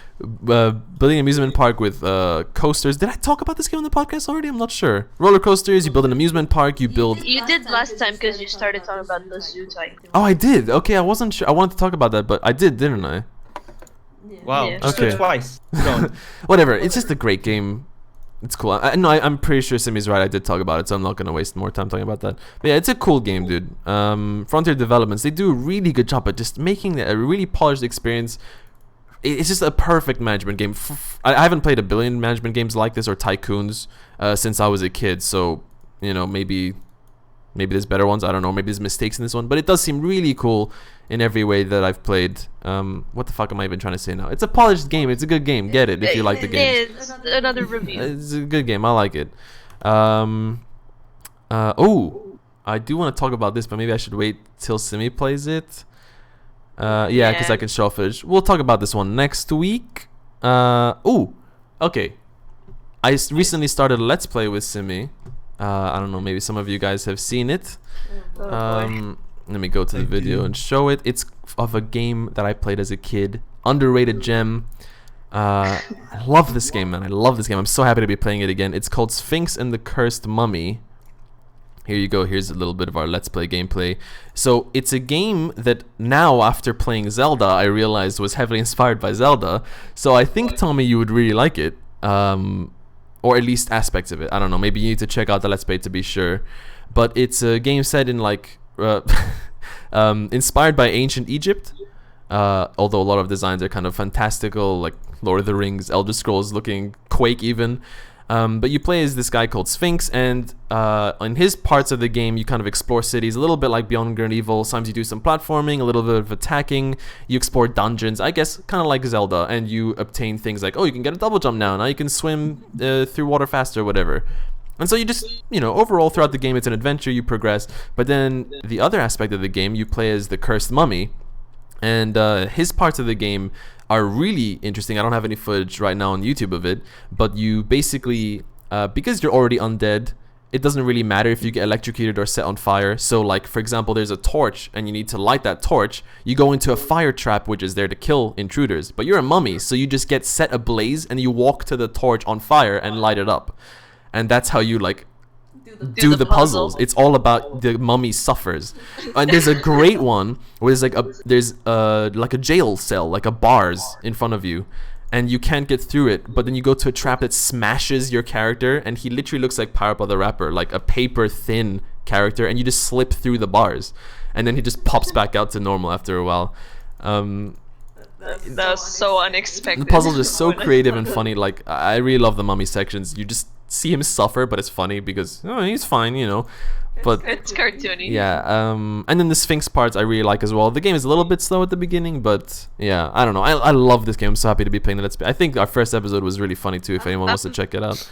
I'm surprised it came to Steam because Yeah. how not popular Yeah, it is. I was so thrilled. But yeah, Tommy, I recommend it to you since you like Zelda. I don't know, like, look into it, see if it's something that you would like. It's kind of sounds like pretty Zelda, but intriguing. it's also kind of like Rayman a bit. I mean, Because it's I of feel that like- era, yeah. I Yeah, feel I've like seen it's that. it's more because Zelda is not so platformy. Not Not at all, Not no. like there's no like skill jumps like in Zelda. You just run to an edge and he'll jump for you. Yeah, this is like more platformy. Like you climb shit. Yeah. Jump around. More like Rayman, but yeah, and also the main character is hot, so that's a bonus. God. I mean, He's totally meant to be. he is meant to be hot for sure. Like he has that fucking smug look all the time as well. He kind of it's like if you take a Link and make him hot and also. Did you just say Link isn't hot? There's a lot of people on the internet that would Whoa. disagree with you, Simi. I'm just gonna say that. Isn't Link like a kid all the time? Not in all the games. No. Even in He's Ocarina like of Time. 17. Yeah. It's never stopped the internet, so That's true too. Let's not get dive into that. rabbit hole. Anyway, yeah. I really love Sphinx. I'm so happy to be playing it again. I'm so happy. I really didn't expect to play it on Steam. That's very cool. Tommy, check it out. I think there's a chance you would like it. Just check it out. Yeah. And also ancient, that shit's Ancient cool, Egypt's cool, so- yeah. Speaking of Zelda, I also started Wind Waker, finally. Tommy, you're excited for me to be talking about Wind Waker, I think. Dude, Wind Waker's fucking fun. So- I'm excited. Do it. Yeah, as you guys, if you've been following the podcast, I've been playing Zelda for the first time, all of them for the first time. I did Ocarina of Time, loved it. Majora's Mask, really liked it. Notice I didn't say loved it. It wasn't as good as Ocarina of Time. Still great. Wind Waker, Wow. so far, is actually the weakest 3D game in my opinion. I was curious what you think of that, Tommy.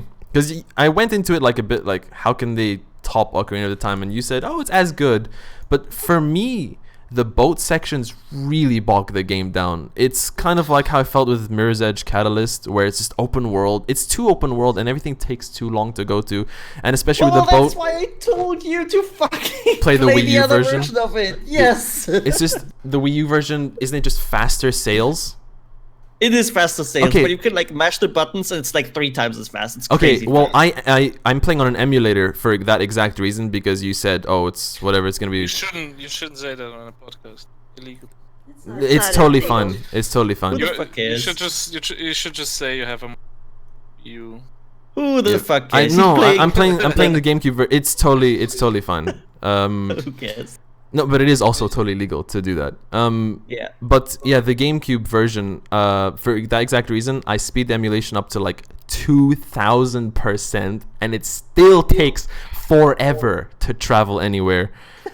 And but even regardless of the sail speed, you need to like fucking do your little wand and change the wind direction every time. It's really Yep, that's also changed in the remake. Oh really? Do you just like turn and you just turn? Yeah, there's fuck, I don't. Oh yeah, the swift sail. Like in the remake, if you go to I forgot what the town is called, Windfall Yeah. Island. If you go to Windfall Island for the first time, you can go to the auction, and there's a like a fast swift sail, I think it's called. Yeah. And that changes the wind for you, and it goes like twice or three Okay, times. changes the wind for you. Okay, that's pretty nice.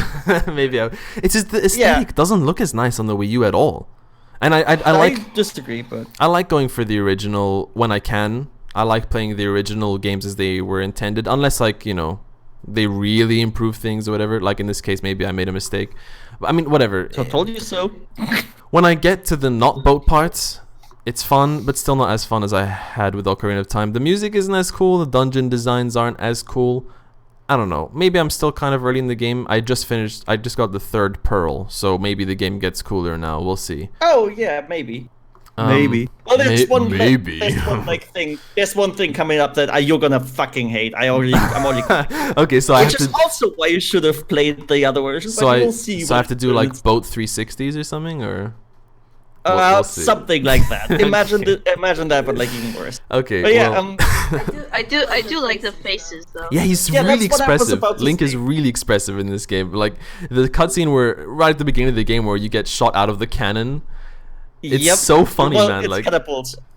a catapult, yeah, that was it. He's really expressive and really fun. And even when you like tiptoe or when you like try to pick out something heavy, his like eyes open up. It's really cartoony. And I like the art style. It's nice. At some point he was, you know, when he's holding up the item, and he usually smiles, but at some point he was holding something weird, I guess. Yeah, And he had this like a tunic. he had this like grimace on his face, like wait, I'm gonna post the G guys, like just his face kind of like uncomfortable kind of thing. Yeah. And you also take selfies in Wind Waker. Not in the normal version. In the HD Oh, version, you can. HD. Really? Yeah, You can. take Yeah, you can selfies. take selfies. That's Just kind of funny. like in Breath of the Wild. Yep. Oh, really? That's funny. Yeah, you I've can only do that seen too. that. Amazing. I saw that only in like Yeah. Dead Rising. I think Dead Rising started that. Selfies in a video game, in off the record. Yeah, you could take selfies with zombies and stuff. In Breath of the Wild, you can do like poses and everything. That's cool. And Watch Dogs as well, Quite- you can do that. Yeah, I was gonna quite- say quite Watch Dogs. amazing. And in too. Watch Dogs, people like posed with you sometimes. That was pretty funny. Yeah, pretty yeah, cool. that's Right, Breath of the Wild is an amazing game. yeah, yeah. I want to play that at some point. I'm getting closer. How many more games do I have after Wind Waker? Actually, fucking Gmod. Like 4? Yeah. Four four, more five? 3D games, or you mean 2D as well? Three 3D games. You've got What is the- Twilight Princess you've is got next. Twilight Princess, then Skyward Sword, Breath of the Wild, and I probably Yeah. forgot one. Yeah, I think that's Was it. it only 3, three? I think 3 more. Yeah. But I'm gonna play the But- 2D ones as well if they're good. I'll check online and see. Maybe whatever. We'll see. Yeah. Um. Well, I mean, Yeah. Wind Waker really gets carried by the art style and the like the expressiveness. I really think I it's love like that. I really love it's that. one of there's very few games that actually make me laugh while like playing them. Mhm. It happens pretty fucking rarely. And Wind Waker does this consistently. Like the scene with the catapult Yeah. is like that. Every time I watch it, I have to laugh. Yeah, it It's- was really it's funny. It was really, really genuinely funny. that fucking funny. It's But like also- slapstick fucking humor. Yeah. Also, some of the voices in this are pretty fucking funny. Yeah. Like there's that shop guy on the The boat. boat game? And Yeah. no, not the boat game. Just the shop owner on the boat. The guy with like the long nose and Yeah. he's shirtless and has a He just bowl sails around haircut. and you buy from him. Oh, And he's just like, Beetle. oh. Yeah. oh. Yeah. Thank you. And Yeah. then the guy with the telescope. What the fuck? What sound does he? He's like, make? whoa. Yeah. Yeah. Yeah, no, all of it is fucking great. That's great. But the gameplay itself, I think, is the weakest from all of the ones. The boat really is like Wait, the boat is did really you bogging play- it down. did you play that mini game where you have to like I don't know what it's called in English. Like you have to like sink Battleships? ships? Yeah. I played the Battleships, battleships. yeah. one, Oh my god, that guy is scene funny. gets me every time The- too. He like yeah. gets out like paper fucking like paintings and sticks his head through it and pretends to be like a girl. It's really funny. There's shit like that all over the place. Oh my god! And like I think in general, Wind Waker is a little bit slower. But the dungeons are pretty okay. The dungeons I thought were pretty good. The items are pretty entertaining, Exactly, and I like they're that you can okay. have some. They're okay. That's the problem, though. In Ocarina of you Time, can- I really enjoyed them. That's Yeah, it's like a more meditative game because you have to like travel so much. I really don't mind the traveling too much. I gotta be entirely honest because it's like the waves are really like.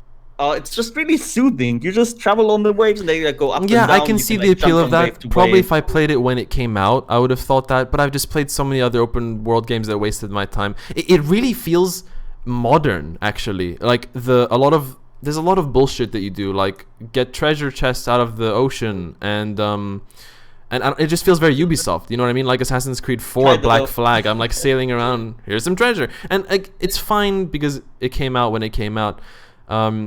One other major problem I had with it was I was sailing and I'm trying to get into it. I like, oh, there's an island, let me go explore. And then I go to it and it's like, well, I don't have the item I need to explore it. I don't have a bomb yet to blow up the rock. Yeah, I or I agree. don't have, and it was just kind of like, well, why am I even exploring? I'm just wasting my time. And I did that a lot. And it got a little bit Yeah. annoying after a while. You Yeah, do that's a what lot they more exploring. changed in Breath of the Wild. Yeah, I'm sure, like many years of design thinking, like they probably don't waste your time as much. Nope. Yeah, but they actually like reintroduced some open world tropes. Don't spoil though. it too much. Don't spoil it too much. No, I'm I'm trying just to saying not say they- anything. You get all. Do you climb there's a towers? tutorial section. Do you climb towers? Yes. You climb and, towers. and, you, yeah. and you have to get to the top to But it's unlock the way region. different. No, there's some games I No, remember. it's not. But maybe it could be more fun. I don't know. Like Watch Dogs You'll 1 see- did towers, and I thought it was actually interesting and a bit different. Watch Dogs 1. You'll see it when you play it. I can't say it without like. I think I'm probably gonna ruin it a little bit for you if Don't. I It's say. okay. No, Yeah, what, that's why what, I'm I, not. what I meant is like there is a tutorial section where you learn about the game. But you don't even like it. It's just There it's is not even a tutorial. tutorial. It's like a really small thing. It's like, hey, it just like pushes you in a direction, but it's not like, hey, you can press this button to do this It thing. teaches about you about everything, and then you also get all the powers. Yeah, which but that's- means, yeah, like, but you don't that's have what to I don't backtrack like. or anything. That's what I don't like about like other games. Well, like Zelda did it. I'll try say it very unspecific. But there's things like, hey, you cannot go into like the tutorial is like, here's an area where you can't go into because of temperature. So you go into that area and you're like, oh shit, I'm taking damage. What can I do about this? And then the game is not like, hey, you should do this and this to mitigate You're the saying temperature you're in this saying it's area. very intuitive. You're saying it's intuitive. Like you can figure it out finish yourself. Yeah, you can finish the tutorial in like 5 different ways. Like Yeah. that area alone, you can finish any way you want. You can like go through it and just tank through it. You can do like a thing against the temperature. You can get a special thing that lets you do it better. And like, there's so many ways to do it, and it's great. I like that about this doesn't sex as happen in- well. Yeah, this doesn't happen in like most other games. It's always like, oh, you have to do this thing right now to get through this area. Yeah, and yeah. I get you. this is super duper open. Yeah. And like it does that with everything. Occasionally an open world game will come out that does something right, but we'll talk about it more like in depth when I get to it. Yeah. Yeah. I don't have okay, so we talked about Wind Waker. I also 2 more games I wanted to talk about. I'll save the cooler one for later. We tried Splitgate, all 3 of us actually. Simi, you didn't yet. Splitgate is a game. Let me show it actually, a little bit of footage of it. It really is Halo mixed with Portal. I just accidentally typed Halo gameplay. And a bit of Quake, right? I mean, Halo is inherently a little bit of Quake anyway, kind of. Arena shooter. Yeah, it's an arena, exactly. Here, let me just put this up. Boom, there you go. So we're just watching some gameplay as we talk about it. So yeah, it really feels like Halo in a lot of ways. And I don't think the devs are even trying to hide it because all the weapons are basically direct Halo rips, including like the rocket launcher crosshair, which they actually just picked up. The rocket launcher crosshair is just like the Halo one. It's a little bit different here. I think we're watching like early footage. And I mean, whatever. It's shameless and it's fine, honestly, because it does still feel pretty good. There's a battle rifle, which is a burst fire rifle, which even has like the same shape, and there's even a game mode called Team SWAT, where everyone uses this burst rifle, battle rifle, to instantly kill each other because you have low health. Like, it's very specific, which that is a Halo community map Doesn't that happen? Quake had that with the railgun. with the insta kill. This is it's a little bit. It's not so insta kill. There's a railgun in this game as well, which acts like the Spartan laser in Halo. Anyway, enough with the comparisons. It's actually a really fun game in my opinion. Like, it's a little bit more twitchy than Halo because I don't know, there's something about the gameplay. But yeah, I thought the maps were very well designed. I was kind of afraid that maybe the portals wouldn't be used that much in the game, like they're a little bit gimmicky, like you can use it but nobody ends up using it. But that's not the case actually at all. If you play like King of the Hill, people will put a portal and like watch a corridor and watch the hill from outside, so like they're covering their teammate from across the map or whatever. Or you can kill people through your portal, stuff like that. And it actually was used quite a lot. You can use the portals to even gain momentum, like you can see right here, this guy jumped out through a ramp, just like in Portal. And you have a jetpack you can use to glide around and extend your jumps. The weapons feel good. And the best part of the game, most games have a kill confirmed mode where, like in Call of Duty, you need to pick up the dog tags and whatever. But in this game, it's again an homage to Halo. Halo is basically the game that people started teabagging in because of the physics of Halo, and like you would just crouch and the bodies would kind of bounce a little bit. Well, in this game, there's a mode called Teabag Confirmed, where you actually need to physically teabag your enemy that you killed. Like you go onto their body, you boom boom crouch twice, and you get the kill confirmed. Or deny a teabag by teabagging a friendly. Yeah, which I thought was really funny. Like again, homage to Halo, but they kind of did something original, and yeah, it's cool. Like we haven't played it that much since, because I think we got a little bit burned out for a while, and we've had so many other games to play. It is really fun. I'll keep it installed until Halo comes out on Steam. I'm gonna be honest. I don't know if I'll play it much more past that. But I actually did have fun with it, and I hope Simi, you install it and play it a little bit with us, because it is really fun. Man, the railgun feels so good though, so good. But yeah, I don't know. What do you guys think? Like, I got the image that Tommy, you enjoyed it, and Rage, you were kind of like not fussed to play a game so twitchy right now or whatever. But yeah, I don't know. You guys tell me where your actual conclusions are. I feel like it's not that twitchy, but yeah, it's pretty. Not super twitchy. Sorry. When you say twitchy, what do you mean? Twitchy as in everything's moving very fast. Like Call of Duty is like Overwatch. Yeah, Overwatch or Call of Duty. Like what makes this game not twitchy is how slow people die. Like CS:GO is way more twitchy than that. No, I wasn't saying this is twitchy. I was saying more twitchy than Halo. That's what I was saying. Well, I get. Yeah, I think it all depends, for me at least, on the time to live. And I think in Halo it's a bit higher. A little bit. Than in this one, because you also have shields and everything. Yeah, but the health here. With what Halo you compare it to? Yes. But yeah, like I enjoyed it. I see, like I would recommend it to anyone who enjoys first-person shooters. Arena shooters, I would say. Not just arena shooters. Because there's verticality as well, as opposed to CS:GO or Call of Duty. There's verticality. I would still recommend it to anyone who plays first-person shooters. Fair enough. I mean, it's free, by the way. We should mention that. Especially in multiplayer, yeah, like it's a solid experience. It's just, I think my time with the first-person shooters in multiplayer is, like, I will not be playing them more, like, much now. Another reason I felt that this was more twitchy than Halo is because in Halo, when I was always like ambushed, if I was better than that player, I could usually still kill them. In this, it didn't happen that often. Maybe it's because I played Halo on controller back in the day, so like, you know, everyone sucks at aiming. Maybe in this, it's like you turn around, but too bad they headshotted you anyway.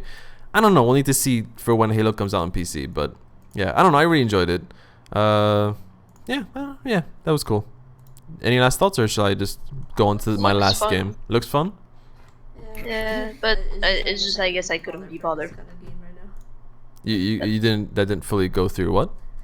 I said it looks fun, but I guess I just couldn't be bothered with this kind of game right now. Right.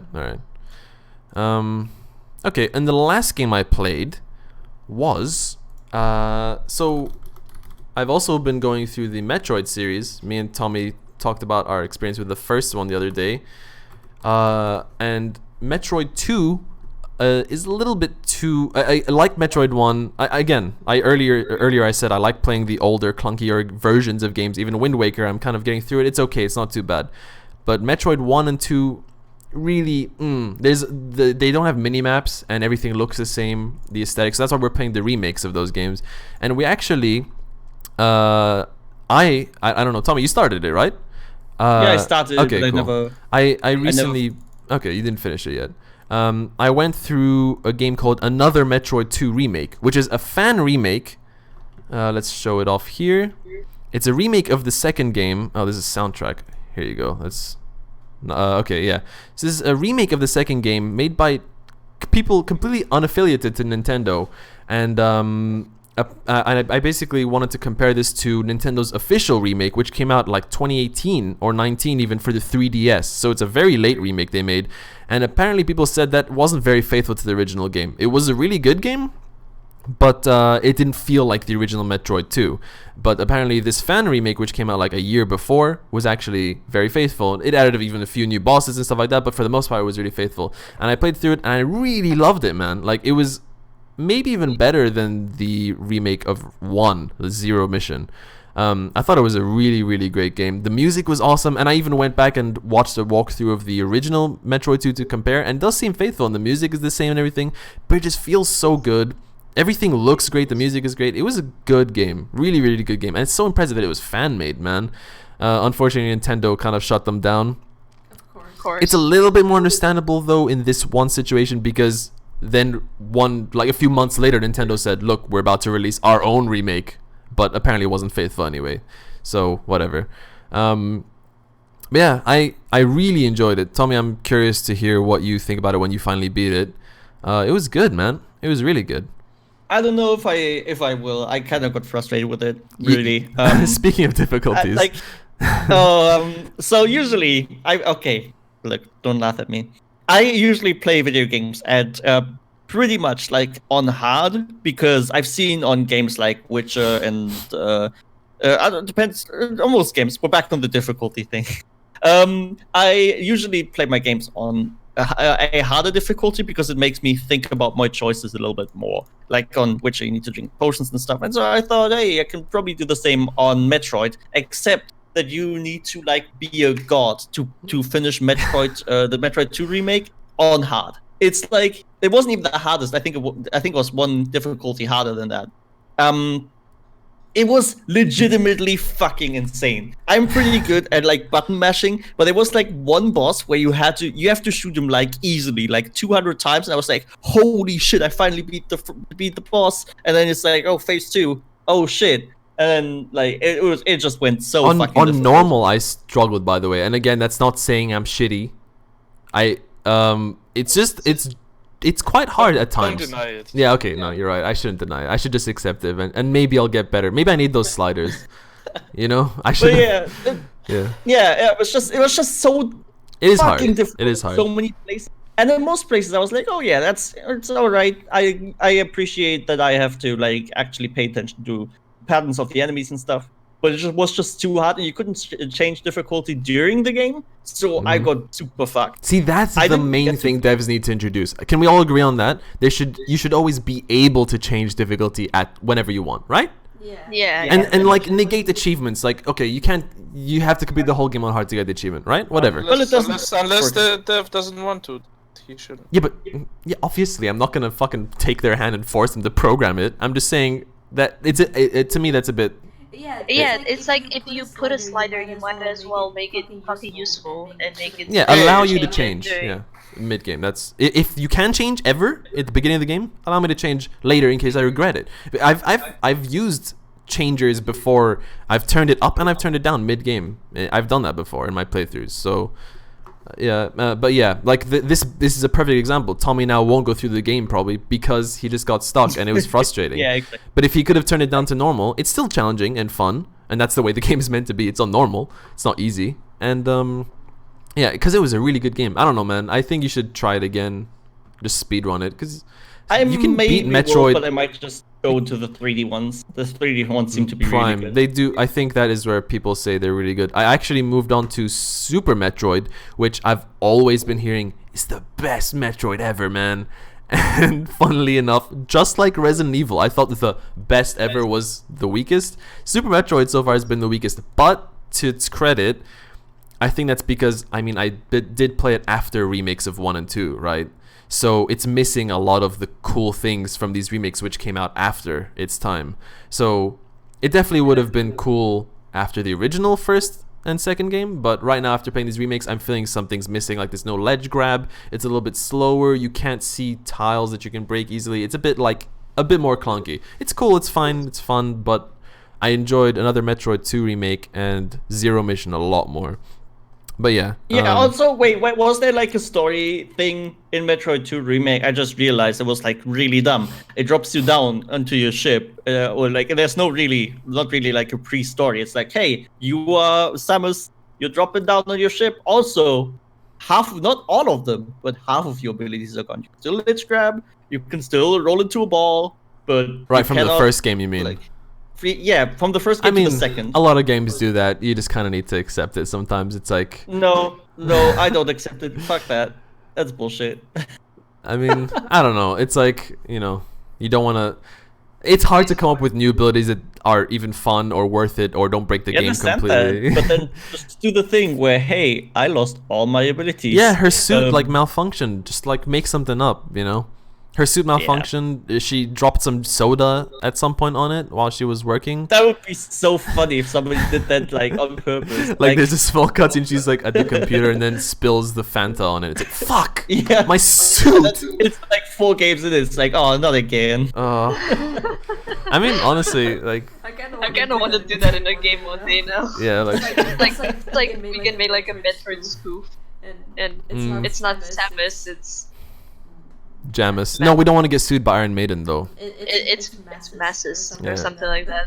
I mean, it's funny. They can do that like off. They can do this like on the side. There's a couple games that do a similar thing, like on I don't know if that counts as a spoiler for anything or not, but in Far Cry 3 and 4 and 5 too. In all of those games, there's like at the start of the game, there's like a cutscene where it's like, I am the bad guy. Here's the thing that happens. And then you have to do something. Like I think in 4, the protagonist or the antagonist tells you, "Hey, you gotta stand up and leave," and you can just stay sitting. And like the game just ends. It's like, oh yeah, your friends all get captured and die, but you get away, so that's cool. Yeah. And in 5, there's like a scene. You start off as a police officer or something, I believe. I don't quite remember, but you start off as a police officer, and there's like you capture the bad guy, and your like colleague holds him down and he's like, yo, get the handcuffs and cuff him. And if you just don't cuff him, he goes away and you lose the game. It's like game over, credits roll, you're done. That's funny. Speaking of Metroidvania, I've talked about this game before, Shadow Complex. It's a Metroidvania. It's a really, really good one. You guys should try it out for sure if you're into that genre. I really love that game. Yeah, it does exactly that at some point.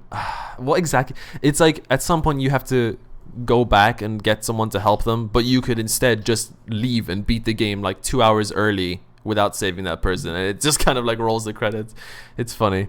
Yeah, I love when games do joke endings like that. Rayman 2 also did one. Oh yeah. Like you go into a treasure room at some point, and what are the options to me? Like what is it? How does it present it? It was some monster offers gold. Yeah. And you can say yes, I accept it, or no. And then if you accept it, it cuts to a cutscene where you see Rayman and he's fat on an island by himself with a bunch of gold, playing like, and it's like the end. Like what the fuck? Like the gold just makes him fat and lazy. Yeah, that's really funny. I love joke endings. And oh my god, I just remembered one. Neverhood did one. But it's not obvious at all, and you can lose progress. It happened in my Let's Play. Is it when you fall in? Yeah, there's like just a hole in the ground, and you just jump down, and you just see your character fall for ages into an abyss, and the game just like ends, and you have to hopefully have saved recently. Oh god. Yeah, that sucked. Yeah. That game is creepy, dude. That Neverhood is so funny and also so creepy. Really, I love when games do that. What other game does that? Funny and creepy. Yeah, that's very rare. I feel like very recently Zelda kind of does that, but yeah. I mean, not really though. Like the games like Majora's Mask, the one that's really creepy, is almost never funny. There's moments, but Neverhood is always funny and always creepy. I think it's because of the clay aesthetic. Yeah, exactly. Like just everything's kind of eerie. Exactly. But like, cause the game is totally not meant to be creepy. It's just meant funny. But because it's like clay and real Yeah. shit, it's kind of creepy looking. Because yeah. But then That's again, I like the guess best.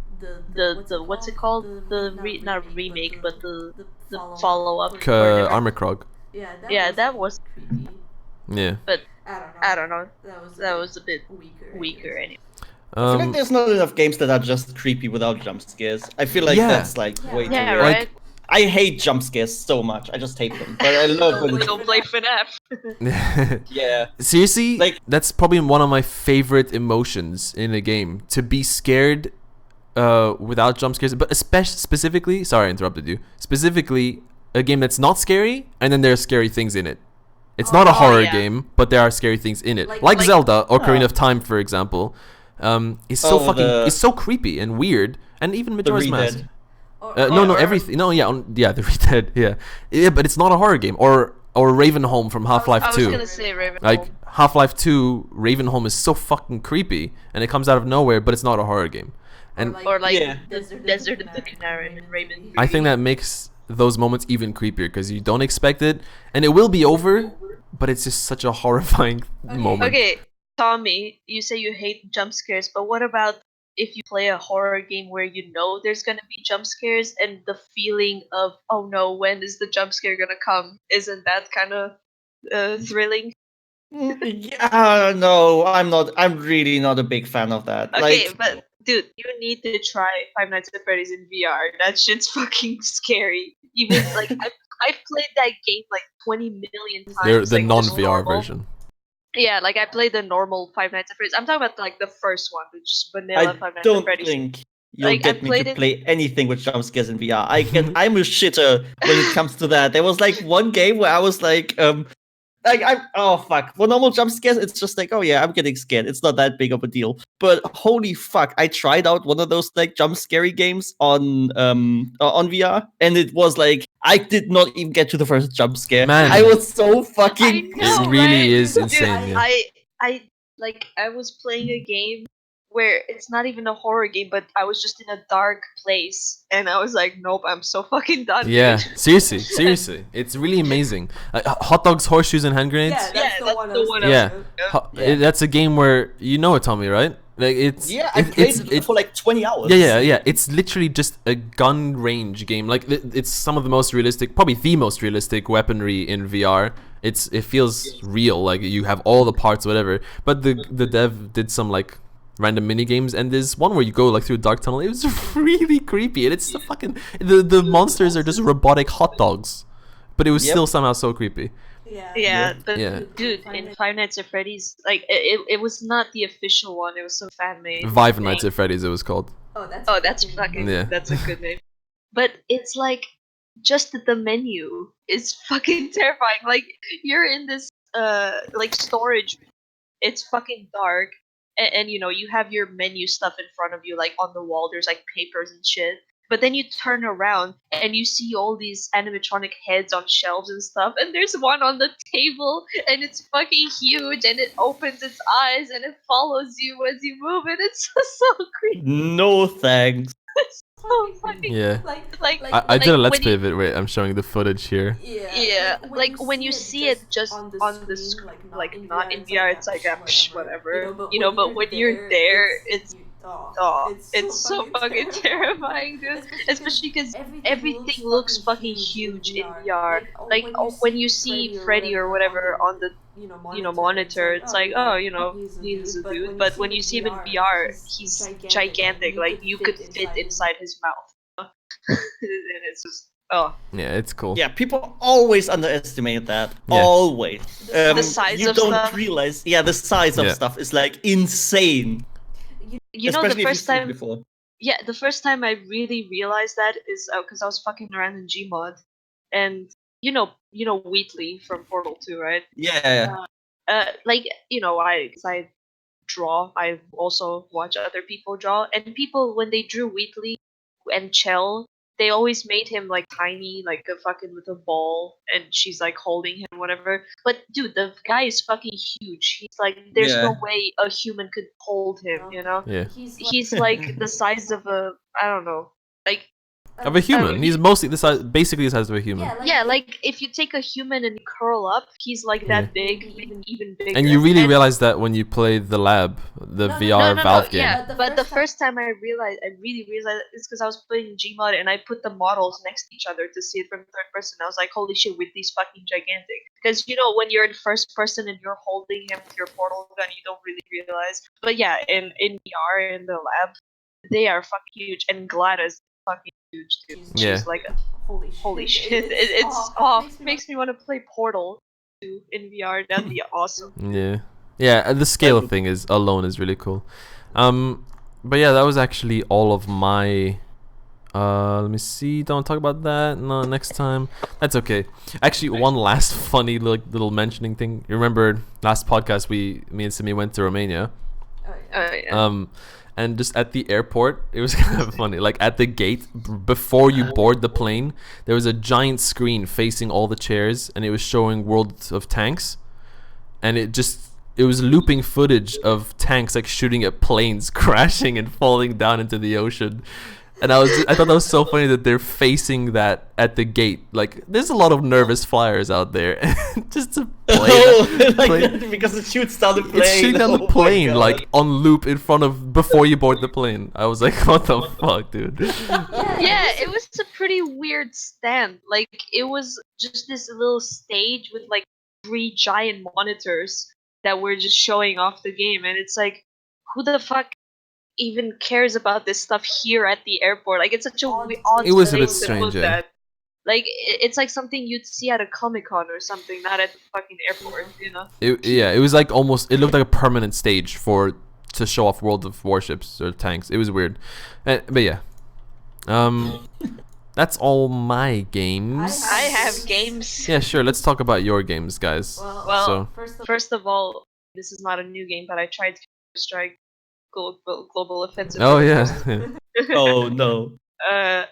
Gun game is cool, and that's it. Arms race. It's called Arms Race in this game. Sure, Yeah. fine. Arms race. Like, that's actually kind of fun, and because I guess it's arcadey and whatever. But the fucking actual game, though, like just the fucking ranked or whatever, I fucking hate it. It's so annoying. I don't know. What do you It's, not like about it?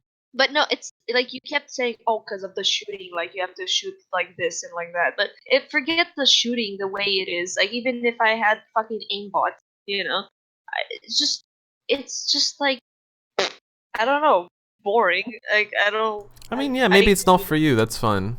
I don't know if it could also be down to just you need to play the game more. Like, you thought that about Apex Legends, and you pushed yourself to play like 3-4 times. You weren't enjoying it, yeah, and then eventually you liked it. I even said that I'll try again, but I'm just saying so far it's just kind of boring. Oh, so you are open to trying CS again? Yeah, Okay. yeah. But I don't know. Maybe it's because I've played so much fucking Overwatch where it's like fucking abilities and jumping and flying and shit, and it's just like, I have a gun and I'm sneaking and then I die. You know? Well, yeah, you didn't like. I feel like Overwatch is.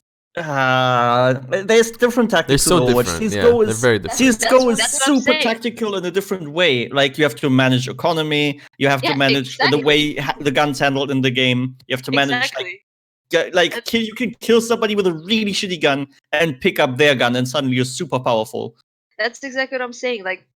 Like Overwatch is so, like, I'm used to that kind of shooting, you know, where it's like just hectic and abilities and more like fantasy, I guess. And then here it's so grounded, and it's like it's kind of like going from a fucking sandwich to a piece of bread. You know, like this feels basic now. Right, You know what but I the mean? difference is you need to appreciate the bread for what it is. That's why CS:GO is such a esports amazing game, because it's so simple, and like you watch the skill is so clear and easy to see because it's so boiled down. It's like all Yeah. about aim and whatever, and all about tactics. Like, I don't have the best aim in CS:GO, but I can outthink people and then kill them anyway.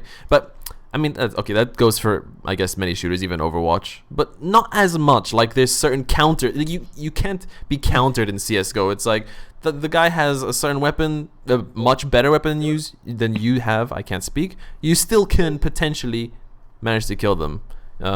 Like, you just throw a smoke grenade in the right place or whatever. Yeah, but and you can argue the same shit in Overwatch. Like, oh, this person is a better character. Sure, and but you not can- as you can much. still kill Yeah, them, but you know? your chances are not as good.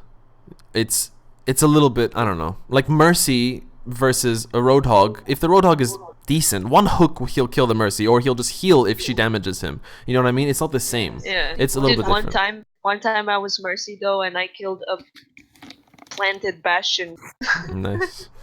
just by peeking over and over. But yeah, But I mean, it might not be for you, or maybe you just need time to learn it. But yeah. I also think the way the I don't guns like that are shooting fucking either. weird. Yeah. It's so strange. Like, why can't I just aim at the heads like a normal? I've gotten I mean, I've that's gotten what used to games it. Were. Like, Were they 50 ever years like that? ago. I don't think they were ever like that. Which- Other than Counter-Strike. I mean, before, like, when Counter-Strike 1.0 or whatever came out, you had no aiming down sights, so that was their way to try and, like, get the recoil. It's just a really outdated way of handling guns, but I really, really don't mind. I don't know if there's any other games that do it like that. I've though. gotten very used to it now. It doesn't bother me as much, or I could even say it doesn't bother me. But if they updated tomorrow to normal recoil, I would prefer it. Like, I don't know. To No. me, it just seems counterintuitive. Like, you in a shooter, you aim and you want the bullet to be where you are aiming, not to the left and down. Yeah, but they you know? kind of do. That's the thing. You just have to learn the way like, Yeah. it's just another thing to learn. But it's That's not- what I But don't they like. also kind of don't. but it's Well, not I remember- intuitive though. It's not intuitive because you Yeah. just have to Yeah. learn the pattern. Yeah. Yeah, you have seen the Prop Cat, the latest video, right? Yeah. Okay, that's not a good example though. CS:GO. That's It like is a good example because that's exactly how it is sometimes. he's referring to a video where it's a montage of like when people should have hit the person and they don't. But I don't know if that's fucked up hitboxes. And even in the description of that video, he says it's some old stuff. Yeah, there's a lot of And really it old could be stuff in there. glitchy. It could be networking. Who knows? That's not the typical CS. Part of the game. No, not really. This isn't what I'm talking about. We're I talking mean, about that's the same in Siege, yeah. We're not talking about that. We're talking about the fact that in Siege, for example, when as you're shooting the gun, the recoil moves your crosshair and your whole screen shakes with it, and you need to compensate that. It's like real life. Yeah, but because also that game implements aim down sights. Well, it doesn't matter. No, many games don't. Halo, like for most guns, you don't have aim down Whoa. sight. Actually, Halo. Hold up! Hmm. In Rainbow Six, like a fucking 2 years ago or so, they had an update where it was like, "Hey, we're having CS recoil now." Yeah, I remember that. Yeah. Yeah, and I really, really, really like that. Even in thingy. No, Yeah. wait. We need to make it clear. CS recoil. was- It still moved your camera, but the point was it wasn't random. The pattern. It wasn't random. It Yeah, was like learnable. you would shoot the same gun, and the pattern would go the exact Well, same way. yeah. And Yeah. people were crying like fucking crazy because, what is about my bot? Yeah, But, because so you can learn how to control your gun. That's fine. Yeah, but I Again, like that's that. not the main thing though that Simi's complaining about, and same with me, right? Yeah. The problem is not that whether like recoil is fine, and I don't care if it's random or not. The problem is that when you shoot a gun, it shouldn't start with recoil. Like the first. It doesn't start with recoil. That's not It true. doesn't, no. That's not true. It does not. Like the first that first means- 3 or 4 means- bullets. Yeah, go but to that the- means if I, burst fire, that means it should go where And I'm it aiming. is. Yeah, it does. But you just didn't aim at the head, so it didn't. Maybe it weakened them. It didn't kill them. You need to also, do you're like. moving. Yeah, you were and moving. yeah, a you lot. were moving. Yeah, you need to learn. Yeah, You need to learn. that's another thing that I think is fucking weird. Maybe not stupid, but it's just why can't I move while shooting? Like, It's I part of get the. it, It's but- just part of the real life. balancing. It's part of the balancing. Like, just they want you to No, be it's stationary, just- take your shot, and whatever. I don't know. That's weird. And it's- I agree with dude. I totally. I'm because like literally every other shooting game is the exact opposite. Like you fucking jump around like crazy while shooting, and Well, then that's how it suddenly has been in- now you have to sit and It's a different stand gameplay still. style. That's like it's like saying I play this no, game where it's everyone weird. is insta killed, but now I'm playing this one where they have health and I don't like it. It's different. It's really weird. Like Yeah, I don't I know. agree with you. It took me a long time to get used to, but now that I did get used to it, I really enjoy it. But again, But not for the. I don't enjoy it for the recoil mechanics. I enjoy but everything else. yeah, just again, even without the whole shooting thing, like if Yeah. I had fucking aimbots and whatever, I just don't like the. It's like okay, you go put the bomb. I don't know. That's it. You know, I don't know. It's just kind of Yeah, boring. I get it. But you want to move on to your next game that you've been playing, Simi? Like, I need to find a Yeah. screenshot that I can show. I like that you know what I wanted to say. Okay, let me see. Can I show all these screenshots? These I can. What do you think about this one? I could have maybe. It's I'll kind of see. sexy. I'll see. I'll show Okay. this one. This one's okay. Okay, yeah, go on, Simi. So you know how there's a lot of porn games on Steam now since they allowed that shit, and there's a lot of shitty ones, but there's some good ones, and this is one of the typical like fucking it's anime, it's very many titties and all that shit, but it's another one of these games where like you have an actual game as well. It's not just you don't just click shit and then it's like boom titties. Uh, and it's like another one of these symbol matching games, and it's so fucking satisfying. It's kind of weird because it's not like a dating sim. You want to say the in this name, by the game. way? Mirror. Right, yeah, it's called Mirror. In this, it's not a dating sim. In this game, you fight the chicks like they are your enemies, and you beat the shit out of them. and and it's like you match symbols, and each symbol does different things. It's like you got physical attacks, you got magic attacks, you can heal, you have some other shit, and the better your combos are, like the more damage you do, like their fucking clothes come off, get ripped or whatever, they take more damage and stuff like that. But they also do more damage. It's yeah. And then when you finally beat them completely, then you fuck them. God. And then you have like this sex mini game where it's like the typical shit, like old school sex games where you have a fucking here's your hand, here's your tongue, click on it, fucking lick her nipple, whatever, you know. But and it's hot, not gonna lie. But the dialogue is so hentai cringy, like just Oh, makes me God. feel so dirty in a bad way. Like it's just so creepy. Like all the guys you play as are just creeps, and it's so rapey and just like ugh, you know. But here's the worst part. Like I was going fine through the game. It was like expected stuff like, oh yeah, it's sexual, whatever. But then suddenly out of nowhere, his fetish came up, and God. I was like, oh no, what's going on? Why is there piss fetish? You know, like just everything's going well, and then the guy suddenly starts pissing on the chick, and I'm like, nope, I'm out. Yaka paka. Yaka And to be fair, I didn't read the store page at all, so I don't know if they warn about that. Maybe they do, but if they don't, they definitely should, because not everyone's into that shit. Nice. Well, I mean, yeah. And I didn't finish the game, and now I'm like sitting here like worried, like oh no, what if they're gonna surprise me with other gross shit? Like what if there's shit, you know, like I mean, actual shit. if you get like a really kinky game, you're kind of like it's kind of your own fault if you get into some really weird shit. Not Like people really. are into some I've really played fucked up stuff, dude. I've played sex games before where it's just like They're more tame. you just fuck the chick, and even with kinky stuff like oh look, it's fucking bondage or tentacles or whatever, but I don't know, piss is like really in a Yeah, it's certain not my direction. thing either, but like just I'm not. can I'm you not- skip like cutscenes and stuff, or Yeah, you can. well then you just skip it, easy. Yeah, There's your difficult slider again. Oh, God. it's just, Maybe this game is just not for you, Simi. Yeah. Maybe you should just lay it down, It's quit just- it. it was so out of nowhere, and the another thing that was out of nowhere, it's like at some point this chick gets fucked, and then she like immediately gives birth to an Oh, actual child gross. on the spot, and I was just like, what the fuck is going on? Gross. I'm supposed to be turned on, not weirded out. What the fuck? But just but it's so typical to tie and just sex things in general, like that. I want to just bring back Honey Pop again, which is so much better than all these games, like where it's a dating sim and the dialogue is so real and not fucking insane and gross.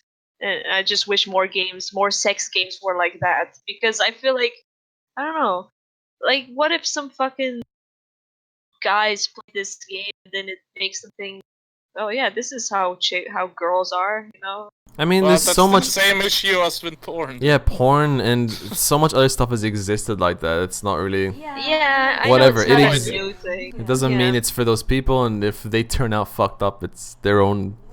Like it's the parents should have told them or whatever. I know, it's just it's so like this, like the dialogue and just the way the characters are and the way the characters play as are is so just these cringy guys who just you know what I'm talking Yeah. about, just yeah, you know, it's Yeah. creeps. Um. And I think that's all. Like besides the usual games I've been playing, I think that's Yeah. I mean, I also played another sexy game, but that was more shit. Not worth mentioning. Yeah. Do we have any other games to talk about, guys? Or should we wrap it up? No. It's getting a bit long. We have like one more where I know Rage played it. Oh at yeah, least, you both played I'll- this, yeah. Yeah, I've completely got addicted for like a week until I finished it. I finished Graveyard Keeper after trying it out like 3 times, and yeah, that game was really fun. It's essentially, whoever doesn't know, it's Stardew Valley essentially, but with corpses. So you have you get like you get transported into like a random ass medieval world. And it's like, hey, you're the graveyard keeper now, and by the way, here's a corpse. Go dig it in, and then you have like you essentially have the farm. You have a little bit of the farming from Stardew Valley, but mixed in with you also have to manage a church. You have to manage the graveyard. You have to manage writing. You have to manage like your entire basement area where you can do alchemy and stuff. You have to manage reviving zombies and having them work for you. And there's like other Stardew is like it drops you in and there's no story whatsoever. You can discover a couple things. You can just do whatever the fuck you want. But the goal of Graveyard Keeper is to go back and essentially go back home to your wife, because in the intro it shows that you like cross the street and you look at your phone. Suddenly there's a car and you die, and then you land in this Graveyard Keeper world, I guess. And you just want to go back, and you find out really quickly that there's a portal that can bring you back, and you have to like activate that portal. And to activate that portal, you have to do like a really long quest that involves pretty much everybody from the town. And you learn a lot about like how they interact with each other. There's a really elaborate story really behind it, and that kept me going for a while. And what's like maybe the most interesting part about this game that I like the most is the day system. There's essentially you play in a week. There's like an ever rotating week. There's no time limit or anything, but I gave myself essentially the time limit to do everything as fast as I could. So it's like, oh, it's there's no real like names for the days, but there's like the purple day or the brown day or the yellow day, and every day is associated with a couple things. Like on the purple day, for example, you have to do the weekly prayer in the church, and also the cardinal is there to do a couple things for you and like talk to him. He's essentially a deadline. Every time he gives you a task, you have to do it until the day he comes again. Like you can skip the day too, but then you have to wait another week. So you want to do it like within that week. So every time you get a task from somebody, you have to like finish it until that day is there. So you're always under stress. I've never been under so much time stress in any game ever. It's like crazy. You keep running around. There's like oh, I need to do this, but for that I need this, but for this I need this. Oh, and now this guy's there, and today I have to go shopping because this guy's only there on this part of the week. This is actually kind of relevant to the stuff we were talking about, because actually what stopped me playing this game was exactly that. I thought things were taking. I don't remember if I thought things were taking too long or too short. But the time game aspect of the game like really messed it up for me. I was really enjoying it, but it was too stressful and annoying and inconvenient. So I actually stopped playing the game, and maybe if they allowed me to adjust it, I would have played the game a little bit more. Well, And the funny part is you don't have to do it. they changed it, right? Officially. No, Well, they made it easier. But That's what I'm it's saying. like, you can finish something, like in the 7 days, but Well, you don't have to, but it's like it's much more convenient. You still set your own goals. No, Yeah, yeah, I yeah. said I know it's that. all I of know my that. own. No, I think it was that things were also taking too long. Like I wanted to, I wanted to talk to someone or whatever to complete that quest, but you have to wait for that day to show up again, and I don't remember exactly now. It's been a while ago. I mentioned it in my review, but I can tell you why. The crafting, whenever you're crafting something or whenever you're doing something, there's like a stamina meter, and the stamina meter goes down within like seconds. If you stand on the table and you make the stamina was gravestone, annoying. Yes, that was yeah, also annoying. if you make one I think you can make like 2 or 3, which is like maybe 10 seconds of work, and your stamina meter is down to 0. So you have to like eat food like crazy, or you have to like cook all the time. And there's always timers on everything. So if you want to make food, you have to like first cut it, which takes all your stamina. You can cut maybe like 4 or 5 foods before you're out of stamina. Then you have to put it in the oven, and then the oven takes time. And then you need to wait for the ore to finish, and then you need to wait for your zombies to do this, and then you need to do that. And Yeah, like it was exactly. It was a bit annoying, and so I stopped playing the game. So maybe a slider would have allowed me to play it, even though it's not the vision or whatever. Not that it would. I mean, maybe it doesn't matter to them. Like this, maybe they want you to be stressed and stuff. But to me, a game like this, there's no reason for me to be stressed about the time. Like there's nothing that tense about this world. Like I get it, you're in this weird place, you don't fully understand it, but still, it's still a chill game. You're still farming and whatever the hell. So dude, it was so stressful for me, but I love that part. And I noticed only really at the end that was what kept me going, because the story kind of makes you go. Some things are really dumb fetch quests. It's like, oh, it kind of forces you to do everything, which is quite nice, I guess. So at some point, it's like, hey, you need to write a book for me for this reason, or you need to make me this potion, or you need to get this thing out of the forest. So it forces you to interact with everybody and craft literally everything. And that was really fun. And then at the end, the story, they managed to get the story. There's multiple stories going on at the same time, and they managed to make them all about the same length. So you finish them all in like the same time, except for one that I skipped for a little bit, and that came back to me. So I finished all the other stories, and then I got stuck on that one part where I was like, "Oh shit! Now I need to do this." And then I finished that part, and he was like, "Oh yeah, now you need to do this. But come back next week." And then I literally had nothing to do for the entire week. So I just slept throughout the entire week, which took like 5 minutes. And then I finished that one thing that he wanted me to do. And I'm like coming back. I'm like, hey, yeah, thanks. Now you need to do this. And then I needed to wait another week, and then another week. So I needed to wait for like overall 15 minutes just to finish the last part of the story. But the ending was absolutely worth it. What a great. Well, there you go. Rage, you have any additional thoughts to say to that, or did he say everything? No, it's fine. It was stressful for me though. How far are you in? Without spoiling, it's difficult to say. I mean, how many hours into the game are you? I don't know. Need to check. One sec. Yeah, the game is, I think, in a humble bundle now. If anybody wants to pick it up. Yeah, like I didn't stress. It's just a bit of planning if you want to meet a certain NPC, but otherwise it's like I set a goal for myself and just go for it. I mean, I played the game on release. I know it's changed, so maybe a little bit. They added like the mechanics with these zombies. And they changed some stuff about resources. I don't remember what it was, but there was something very tedious about it when it released.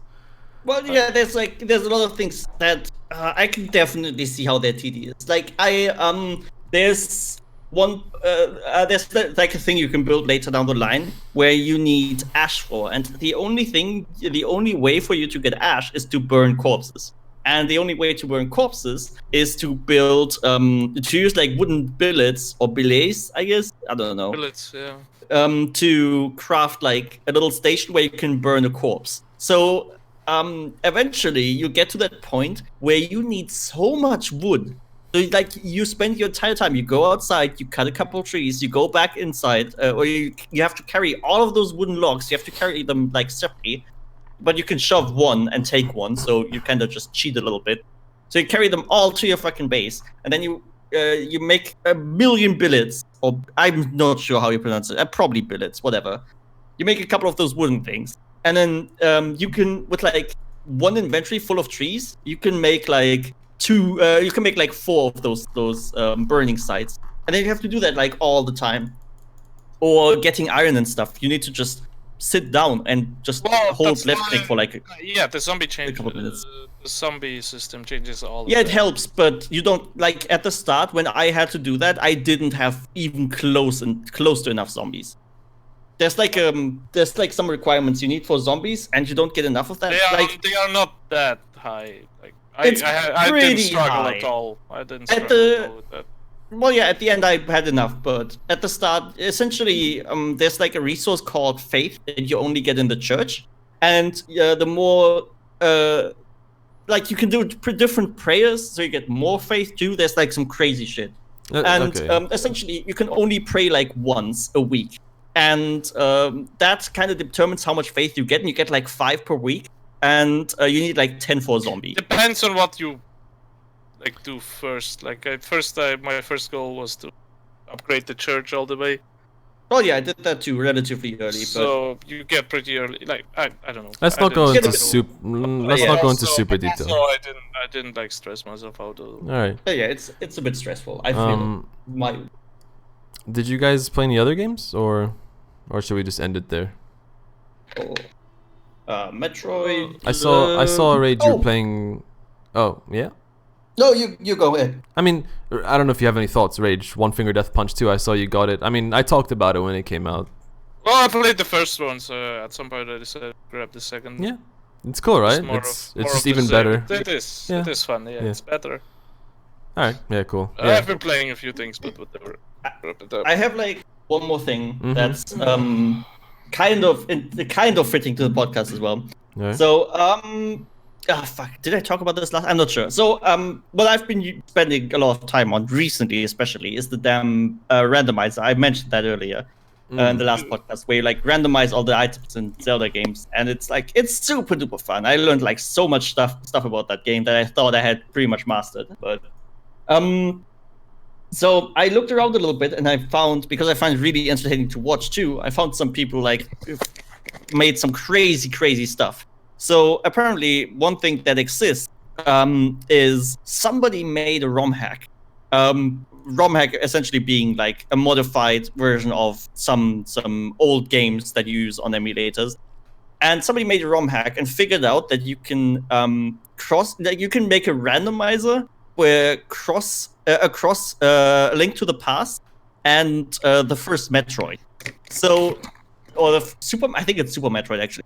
And it's like insane. You can they made it so you start as Metroid, I think. You start with Metroid, you start as Samus, you walk around, and eventually you walk through a door, and instead of a save room in that door, you just like the screen goes black, and you start out in A Link to the Past. And then you walk around in A Link to the Past, and there's you go into like a cave, and you open a chest, and boom, there's the morph ball in there or some shit.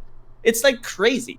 Like the items are across too. They even made like art for it. So the morph ball is in A Link to the Past, and then you go back into Metroid, and then you kill an enemy, and he drops arrows, for example. It's like some crazy... That's weird and interesting. I don't know how fun it would be, but it is interesting. You need to know both games pretty well, I think, to finish, because you need to know like all of the locations. That's just how randomizers work. Yeah. And yeah, that and people have done like I've seen somebody finally released like what's it called, Ocarina of Time, but in multiplayer you could just play in the same world. You're just 2 people walking around. You can pick up items for each other, which also can be randomized. And people made a thing where you play also Ocarina of Time because it's so popular. But you play in separate saves. Like you play at the same time, but it kind of goes across. So you go into some cave or some house, and you open up a chest, and you can find items for the other player. So you have to like work together and try and find the items for each other, so you can both progress at the same time. All right. Which is like crazy. And I really hope they do more like that. Yeah. I would love to see some like cross multiple games things happening more. That would be crazy cool. Yeah, it is interesting. Again, I don't know about the fun value for me personally, I guess. But it sounds interesting, yeah. It's like I finally understand gambling. I finally do. I never get like excited about anything. When there's like some gambling mechanics in video games, I don't give a shit. But when I play like Zelda, like the randomizers, it's like, holy shit, that crane had the light arrows. I'm like, what the fuck? That's crazy. Well, you should play Isaac. Yeah, you should just play a roguelite. Yeah, I mean, I have like 200 hours in Isaac or something. Oh, there you go. The first one, or Rebirth, or I think both. Yeah, I played the first one too, but Rebirth as well. Okay, cool. because that's basically that. All right. Yeah, I've got 200 hours in both of those. Nice. All right, friendos. I think it's time to wrap it up, put it in a bow, and send it out to sea, so that it may find So that Link can find it from his at some boat. point. Yeah. After repositioning Exactly. his boat 30 times And to try holding the button for ages until the grappling hook hits the bottom of the ocean, and then he doesn't get it, even though he still Which hears. is also fixed in the remake. But he doesn't hear it. Okay, so let's hope it finds its way to remade Link in Wind Waker. All right. Thank you for watching, everybody. I think that was a pretty enjoyable episode. Let me know anything. Just tell me anything. Okay, we'll see you next time. How do I stop this? I'll figure it out. Goodbye. Thank you for watching. Bye bye. Bye.